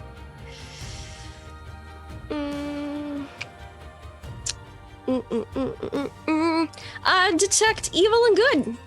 Oh, I like it. Okay, that would still count as a because we've just had Arcana. You can't use the same thing again, but you could use it as No. religion if you wanted. Or you Yeah, can I use would it as love to perception do- roll. Yeah, perception. Yeah, we'll do perception to be like suss out. It's not my best check. But she's hoping that is that like survival. So let's give it a go. +1. Oh, I almost had that 16. It's So just teetering. wherever this barrel is hidden, it's not being detected. It's either too far away or something's blocking your sight. That's 3 fails. 1 more, Graham. I am going to try and use investigation. I'm going to, instead of looking I mean, in new that- places, I'm That going makes to look. perfectly good sense. I'm going to look in the places we've already looked, but perhaps we missed. So maybe took out 2 barrels, but there was a barrel like behind look it. under we just didn't see it. blankets. Exactly. It's like we've already been here. Prints. Where did I leave those car keys? That's what we're aiming for here. The barrel was inside us all along. Oh man, that's terrifying. Oh my god. When me and Graham were Okay, here we unconscious, they go. put a barrel inside of us. That's 18. 18. Okay, you do find the barrel, and that's where it was. It was undergone. He was sat there trying to cast his spell, and it was because he was actually sat on top of it the whole time under a blanket. it is quickly disarmed, and you successfully defeat my barrel mystery. Barrel bomb plot. With dice, it's one weakness. You gather outside. Barrel bomb treason and plot, yeah. The speaker from Targos is looking angry, but the speaker from Lonely Wood is like, no, we need to listen to them. And you're all here now. Right. Xalfiz, you were saying something about finding a solution to this rhyme. What do you want to show us? So, my research has shown that if we can gather the dark eyes together, it's the root of Oriel's power and the cause of some of the rhyme. If we can amalgamate enough of it, I believe I can reverse engineer a way to reverse this whole rhyme situation and potentially defeat Oriel for good. Really consorting with the demons. She just kind of mutters under her breath. Not consorting with demons. I'm using their weapons against them. Okay, to finish off Choosing the the lesser of two episode evils. with our last 2 minutes, Xalfiz gathers all the black eyes that he has found during this episode, and there is I quite back a lot. way up. I'm like, Yeah, all right. All the pieces from the barrels, the pieces from the shattered statue, the large piece that's inside Lady Pen, the bit that was on the symbol. necklace, and you arrange them in this strange formation, which immediately Protection begins from to evil and glow. good. You cast one more sort of arcane phrase, and the map of 10 towns, like you saw in your dream, forms above the black ice. You see East Haven. You see the giant mountain at the center of the 10 towns, and all around it are these like sparkles, these pinpricks that probably are tiny amounts of black ice. In the center of East Haven, where the speaker's house is a much larger light, the shattered statue, and the kind of people that have been possessed by its power around it, again glowing with their own light. But you see to the north in the mountains something very worrying indeed. An enormous glowing light, the size of maybe one of the villages, where an incredible amounts of black ice have been gathered and fused together into the shape of a dragon. And that is where we're going to leave today's episode. So again, thank you so much for joining us. Thank you everyone for watching, and thank you so much, Lindy, for coming on the show. It's been an absolute pleasure. I will say that if you do want to play your Goliath Paladin again, the maul that you found acts as a flame tongue. oh, sweet. So it works as a great flaming club, which is really cool. Please, I know you do so much cool stuff. Can you just take an opportunity to, show yourself? Where can people find more of your work? Where can they see you again? So you can follow me online at LaughLoveLindy, Twitch, Twitter, YouTube, etc. I am a tabletop RPG addict. You can find me on LFM Network, GMing Pulp Cthulhu, which is more comedy horror than straight up horror, but it's in the 80s and it's great.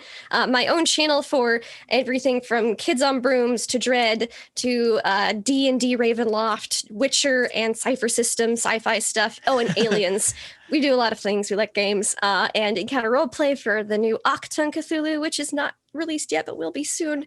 And just all sorts of fun stuff. And if you want to play with me, just send me a message. If I'm free, usually I'm down to play because I'm a tabletop addict and I just love the game. This was super fun. So thank you for having me.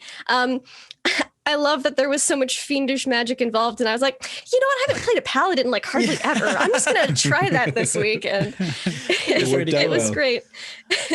And if you want to hear more of Lindy's work on How We Roll podcast, you can find her in our Bleak Prospect scenario, which is a really kind of nasty, dark horror scenario, Super which fun though.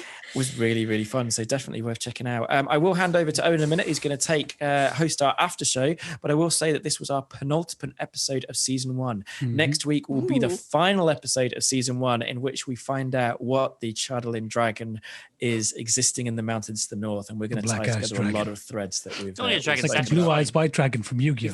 Fine, no problem at all. Dragon statue, yeah. I was going to say, we'll be doing our giveaway. So if you haven't already, please do make sure you enter to win a chance of one of these amazing box sets of figures from WizKids, and we'll also be giving a D&D Beyond Rime of the Frost Maiden code, so you can get a copy of the campaign itself. So Owen, over to you. Yeah, on that note, guys, just there is anyone who's joined us in chat, I love DIR, all capitals, no spaces. We'll enter you in the giveaway. Just if you have entered already, type it out again just to make sure you're in there, and we'll do it in 2 minutes. So, wow, what an episode. I guess we'll go around just around the table and what they thought of it, because that was one hell of an ending. Kuran, I guess we'll throw it to you first. What do you make of that whole situation? Died again as well, which is pretty interesting. Yeah, that's fun. Yeah, had a lot of fun though this time. Different. Like the last time you died. yeah. I mean, this time it was a little more like, you fell unconscious. Big whoop. You woke up. I had a lot of fun. I think I got to use a lot of what I've built my character for in the first place. So I love your impression of Joe. Yeah, that was super funny. Your impression of Joe was great. Spot on. Yeah, it was definitely a different episode. What about that you? Was a lot of fun, and I liked the contrast between. I think Runo was a great character addition, especially like the dynamic. Perfect pairing to put them with Xalfiz. It was because Xalfiz is like, I'm gonna talk it up, and she's like, no, you are wrong. He's the first person. You're stupid. I'm the person who winds people up normally in role playing. It's the first person who's, I don't know, turned. It was great. It was a on me. magical pairing. Yeah. Yeah. Usually Owen doesn't stop in his tracks when he's talking. We get to see that a lot tonight. So Also, that was good. Gone rolled like a god. Like I was going to say, much the whole rolls game. today. It's like 20s. I got 3 20s and then I got like 2 or 3 19s. It was insane. in a row. That's I almost straight out just killed. I almost killed that assassin in the first go. That was amazing. Yeah. So you that happened enjoyed. to me, like I think every time I've jumped somebody initially, and then you guys are trying to explain to me how much damage I do as a rogue, and I'm like, that's not right. That's ridiculous. I can't do that much damage. That's like 40 something damage to the troll, the ice troll, the first time we came across it, and I was like, what? Oh, you got the sneak attack with the I miss rogues. So now you got to show another one of your many creatures. How did you find the links? That was, I guess, I just surprisingly agile. Yeah, I just winged it on the spot. There was a Nyxborn Lynx, but I took away some of the advantages it had because it wasn't necessarily a normal Lynx. But yeah, it was a lot of fun. I like playing any of the animals because, well, that one didn't have insanely high modifiers for certain things, but it was still just fun to be an animal. I think that assassin would say otherwise. Yeah. Well, the fact that he failed his saving throw made And it. pounce is nasty on any Yeah, creature that's got like that. It's like, ooh. It was like last Then you week. with crit. Yeah, exactly. I crit with it, which was insane. Like, and then the one that then when I rolled the other damage on top of it, I rolled max damage for that too. So it was like 26. You did over 40 damage, I think. I think I did 36 damage. Yeah. 36, yeah. Yeah, as a you're not a damage heavy character. It's pretty. Also, I just realized, Joe, that assassin got up from being prone and moved on the same turn. And attacked. Because getting up It's from half your prone uses movement. half your movement. Oh. And he only moved down from the top of the cart. So he He was moved up on top of the card actually, which He that was a loves it. climb, you know. He loved that card. Lindy, what about you? How did you find the episode? I hadn't played it before, even though it seemed like we were siblings bickering for most of the episodes. That was super fun. Yeah. I didn't get to smite a single thing, which is kind of weird at a paladin because the only thing I attacked was that statue. I was like, all right, I'm gonna fuck some things up. I got like some crazy damage because she's super strong, and then I was just like statue smash, and we run away. Run away. So Well, you thought you were going to fight 3 guards, and then I come out and I'm like, you I can know. leave now. And then I took off. it's like, I mean, that makes it easy because she's a devotion paladin, so she doesn't want to cause violence and fight things necessarily. But at the same time, I was kind of like, man, I get to kick anybody's Some ass. lads. But I did get to use. Sorry, like go on. some cool things, like the divine sense to try to turn the people. And 'cause That I was haven't played really cool. paladin hardly at all. I've played a ton of, monk, bard, sorceress, all I sorts guess of that things. means technically as a group we lost every fight we were in this match, right? That's the I guess technically. I mean, I like to think I we destroyed won. that statue though. That was Oh, a yeah. 1v1. but I Joe blew was up some like, "You're gonna chairs. die anyway," because plot. So there was quite a cool mechanic which didn't happen because I wasn't sure if you hadn't have split up or if the things had moved around in a certain way. Whenever you killed a guard, its essence would have been absorbed by the statue, and the statue would have come to life, and then you'd have been battling this. Oh. And the statue is really badass. So I I if imagine things had gone so. differently, it would have been the statue marching on the town hall at the end. Mhm. But It's like, nah, bruh. But also, Yes, like I moved things well. around just because of time, because I think it was really cool to have Graham and Gann below the speaker's house rather than below the town hall, which I'd originally planned. Again, timing probably is a bit sketchy there on things like how you'd have got there, but I think it made a good scene. It was fine. Yeah, it definitely worked out. Like, it was fun to play, and I actually didn't think they were going to be below the speaker's house. It didn't just occur to me. You hear thunder, it's like, like for me, the worst one. I was literally, as a player, trying to figure out how can I convince Joe that the bag of holding will fit around this statue, because I have an image of that statue in the In a lab. 1,000 little pieces. In That's the how. lab. Yeah, so I was so heartbroken. I was like, oh no, that was going to be so cool. I got to use something to build, like convince Joe to let me build something for the finale. But no, it was a really good episode. Is there any way we can get Aram to talk, because he was so good as playing the crystal creature? Not cool. Aram. It was terrifying. Absolutely love that. Don't know if he can speak. I was happy You to can do hear us. that. Oh, there he is. Yeah, he is, yeah. That Yeah. was How much fun do you enjoy making me squirm, Aram? I always enjoy making you afraid. That's why I'm on the show. Better phrasing, all right. it was so just how like pseudo positive it was, or like upbeat. I was like, this is unsettling in like the worst possible way. Yeah. Well, Joe was very concerned. Joe's like, well, look, if they look at this, they're like, no one's going to side. No one's going to ever say yes to this. I was like, no. I can sell it. I can be a nice guy. Like, all he wants is to get out. He just wants to be whole again. He's just sad and alone because his crystals were broken. I can do that. It works. Oh man, it was so unnerving. I don't know how, like, if you were really in that world, how unnerving it would have been. But because I know how RPGs work and D&D works, I'm like, oh man, this is the most evil thing I've ever met in any RPG I've ever played. That's Nothing how it that felt. nice. Nothing that nice is not evil. Correct.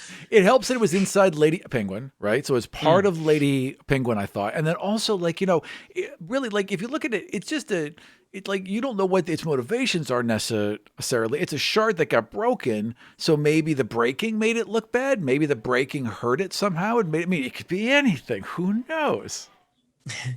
I'm sure he's a really positive character that's going to be helping out in lots of future episodes. You made a new best friend. Convinced Xalfiz. Yeah. And made Xalfiz like super convicted in science, so that when my super convicted in their religion paladin met, they were just friendly bickering the whole. Yeah, right. Yeah.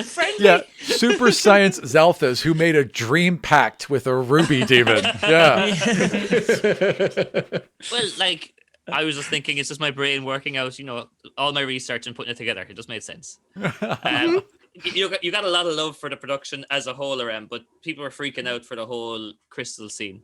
Oh, that was a so lot good. of fun. It was just it was a bunch of layers, and then I just layered video behind it and just made sure it cut off at the edges. So it just faded with a transparency so I could move about and hit the edges and not really mess with it. It's just like, it's just lying. All of design work is just levels of lying. That's all it is.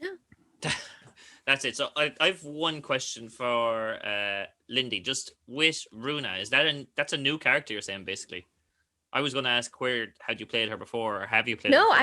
I made her specifically for this. I said, it'd be fun to try Paladin. I was like, if the group doesn't already have one, because I don't want to step on any toes and, bring something a little different. And Joe was like, no, that's fucking perfect. And I was like, sweet, Goliath, cool, all right. And then I was thinking about it. I was like, we'll do devotion. I was looking, I'm like, she's going to be nice, like, just good, helpful, and then demons. So that Are you was an Overwatch player by any chance? a little bit. It's very Zarya, is what came across to me. I haven't played in a while, but yes. But no, like, I genuinely thought must have played this character before, because it felt like it fit like an old shoe. And in it, as more positive sounding than that, I wanted to say. She felt broken in. No, I made her for this, and she was super fun. It really clicked which was nice. And I felt like it was easy to click with your guys' characters as well. Just being this like straightforward, no nonsense, beating around the bush most kind of practical character. we've ever had. Oh, Yeah. That might have been true. I failed every roll, I think, bar like when it took my second attempt inside in the hall before I started really doing any success. I'm sad that we didn't get to meet the kobold servants. That would have been fun. that would Yeah. have been great. Not there was a kobolds big. again. You said cobalt, and like 3 or 4 in the chat just yes, screaming. And then a debate whether they're from South London or Scouts, I think, Essex. broke out. Yeah. So Have we? So the other thing that was Okay, I'm I'd back. planned to do. So I don't know if anyone's sort of read any of the Tash's stuff, but they've got all the kind of spells in one book, including that I wanted to do the lightning lure booming blade combo. So the thing that the guards had. So the Childling can hold spells, and the idea is that they were going to like stop you from moving and then force you to move and cause that combo to go. But with just 2 of you, it would have literally just killed Xalfiz, and then you changed combat into a different scene anyway. So it was something completely different. He'd have been fine. I had some lay on hands, and they couldn't move me. Oh yeah. A stack of hit points. yeah, so I think I have just one last question before we'll get everyone to plug what they do, and then we'll do the giveaway. Because no one's going to stick around after the giveaway, so we're getting our plugs in first. But before that, Joe, we get to level up, right? If we ask on StreamYards, he has to let us. No, yeah. So we talked a lot about milestones before we started the show, and people were very keen that we didn't stay on level 1 for a long time. So I think we just did 1 episode on level 1, but all other levels will be 2 shows per level. So this is your second go at level 5. So next week you will be level 6. Yeah. Yay! Okay. Cool, we're going to die at a decent level. Yeah. So I I've think got to that's say all. though, I think Oh, yeah. now I've played at slightly higher levels. Why do we play at level 1? Suffer. So I have this thing about D&D that because you have so many cool abilities, True, you want to use them. And when you only play in short shows, particularly because we do sort of 1 3-hour session every week rather than longer sessions, you want to use them because you don't get much chance. You might only get 1 or 2 goes for it. So True. if you have these abilities, then you're going to use them. Whereas at level 1, you don't have many abilities, but you also have low hit points. So you can run a horror game and have the players treat it like a horror game. Yeah. Whereas when you get to level 6, I could paint the scariest situation in the world. And you're going to be like, well, I have 60 hit points. Bring it on. I can Counterpoint. survive a fireball. Joe, you say that. Counterpoint. You How say many that gets in you the rolled a last Find five. a way to Yeah. kill Also, me you anyway. rolled a fireball today where 6 of the 8 dice were max damage. That was the best fireball I've ever rolled. 41. Yeah. Best fireball That was anyone's ever incredible. rolled. It's very- yeah.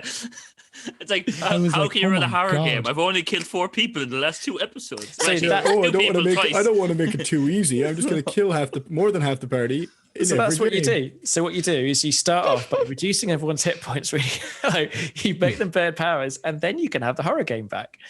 Oh. I think on that note, Joe wanted to kill us all, and I know it has been fun, not kill the fun. You got a how double Kuran- today. I like how Kuran also became like it's his first game of D&D. Pretty much, is it? Now Pretty a D&D expert, it's like level 1 shouldn't exist. We're starting level 2 anymore. We're going to go around the table, starting with our guest. Tell us who you are, where people can find you, and where they can support you. So, Lindy, let us know. Yeah, just Laugh Love Lindy on Twitch, Twitter, YouTube, etc. If you like tabletop games, I play them. I play a lot of different systems and types of things. Hopefully gonna be doing some Cyberpunk Red soon because it's out. And yeah, just hit me up there. I stream almost every night of the week. We're on break for Witcher, so there's no Wednesday night things yet, but Monday, Tuesday, and Fridays at the very least, and usually a couple other things pop up here and there, and I'm on other channels as well. So just follow on Twitter if you want to see what I'm doing when, because it's not all just on my channel. Nice. There we go. Karen, how about you? Where can people find you, and where can they talk to you and interact with you? It's in the corner. Which corner? I don't know. One of the corners. It's my Twitter. Yeah, at Kuran_J. That's KURAN_J. Other than that, I don't really bother with my Twitch for the time being, but you will find me on the How We Roll and Does It Roll Discords. So that's pretty much where you'd find me. You can also find Kuran playing an incredible Pop Cthulhu character on our weekly Two-Headed Serpent show, which next episode will be out in 2 days' time. There you go, Niall. What about you? How can people Um, interact with you on the net? On the net, same as most others on my Twitter. I'm pretty sure that's it. If you cover all the bottom of it, you have to be right. Yeah, at some on my points. Twitter. Somewhere down here. And also on the How We Roll Discord and the Does It Roll Discord, you can find me in both of those too. Other than that, I don't really do too much on the internet, but yeah. Joseph, what about yourself? So you find me in two places, as you can see on here. I think it is. I might have got that right or wrong. I don't know. Is you can find me on at HWR Podcast. No, it's the other side. At HWR Podcast on Twitter, and that's the official Twitter of How We Roll Podcast. How We Roll Podcast, you can hear Rime and the Frost Maiden released as a podcast, and you can also hear our Call of Cthulhu campaign, Two-Headed Serpent, which is released weekly. You can also follow me at Joe the GM, and I'm running a Twitter Call of Cthulhu game every day, so you can vote on what our poor protagonist Alice, the detective, no, she's a psychologist, does as she navigates a very difficult Call of Cthulhu scenario. So please do check me out at Show the GM. And next up is our very own Wizard of Oz, creating all the magic and producing Aram. You want to let people know? Hey guys, my name is Aram, and you can find me at Vartian on Twitter, Vartin. You can also find a lot of the shows and things I make on God's Fall and new shows that I'll be making on the Does It Roll Network at doesitroll.com. Thank you very much. I need to get your name right as well. I always Irish it up and go to Aram. It would help, but you'll get it sometime. Don't worry. Look, we don't say any English words right over here. Last but not least, guys, I am How We Roll Owen, which I'm pretty sure is down that side. You can find me on Twitter or Twitch under that. I'm also on Discord, on the How We Roll Discord, on the Does It Roll Discord. I have my own Discord. If you want to find a link to the How We Roll Discord, it's pinned on my Twitter, so you can drop me a follow while you're there. Mm-hmm. Other than that, I'm pretty much there every day. There's not much else I do. This every Sunday, we'll do a little schedule over Christmas and see where we are in the new year. We're going to keep this show on the road after the ultimate episode next week. Yeah. So keep following our Twitter and Does It Roll to see what that looks like, because we're not entirely sure ourselves yet, but there's going to be more shows kicking off. All right. I think last but not least, we will do our giveaway. If I can find which tab, I have that open. Here we go. So Also, we have. oh yeah, Go on. I was gonna say thank you everyone who subbed tonight. Yeah. Really appreciate it. Helps us keep doing this stuff and producing content that we produce. Oh yeah, there's a whole load of people. Cocker Heckus, Sam, whatever your real username is on Twitter, Miss Moogle, and Awful Monk are the ones I saw. There might be more in there. If you did, I appreciate it, guys. I You'll think get a Misty shout out also at the end threw in the us a sub credits. too. Yeah, I think Misty also did, yeah. So first up, we're going to go with the Whiz Kids booster pack. We've 30 people entered. If you want to enter last second, you can type I love DIR, all the one word. So anyone to do a drum roll for us or a countdown? Come on, Niall. 3, 2, 1. Yeah, not real. Congrats. Got the first one. Or do you So- know? Okay, we need your Yeah, no, address. Yeah. Yeah, no real. So if you drop us a message to the Does It Roll Twitter, you can drop us your address there. If you're not in chat, we'll try and contact you. So the next one then is for the D&D Beyond code, guys. You just need to sign up with an account. You can claim it using this code, and you get the whole Rime of the Frost Maiden quest. If you win it, you don't want it, you can gift it to someone else, and they can claim it themselves. So the winner of this is I'm a Doe. Oh my god, your Yes. user picture is amazing. Can't see it. Oh wait, there it is. It is amazing. Congratulations, I'm a Doe. They only joined at the end there. Congrats. That's terrifying. It's very literal, but it's great. I think that's our show. Thank you Okay. very much. Does anyone want to say anything before we leave? Do tune in next week for our finale, the end of season 1. It should be a really cool thing. I have one last question, actually. Mm. Niall, episode 3, 2 or 3. Did we make a promise for an ultimate episode? Oh, there was We something did. about He's got to be blue. He's got to be blue. We absolutely made that agreement. I have it on tape. I can pull it back up, but he was 100% has to be blue. With or without ears, I think was up in the air, but blue was definitely part of it. Ears can't be a thing. I gotta have these on. Yeah, That's that's fair. It's a thing. I'm sorry, Niall, but like we'll figure out what Joe can do. I'm going to cosplay Xalfiz. I'll get a monocle in my hair. I'm growing my hair every day. Oh, I forgot about that. Karen can get a parka and a harpoon. He looks like his character. I'm a doe as Doro. Oh, Amazing. Hello, Hey, Doro. Doro. Oh, right. That's Doro. I'm going to be playing with you soon. That sounds so ominous. And on that threatening note, I think that's our show. Thank you very much for following, guys. We're back again next week at the same time, 8 p.m. UK, 3 p.m. Eastern time. And what time is it your time now? 11? 12 p.m. 12 p.m. There we go. Close enough. Thank you very much, guys. Drop a follow if you haven't, if you enjoyed the stream. Good. Thank you very much. Very cool. I don't think we're clear, but I definitely dropped you in there now, did I?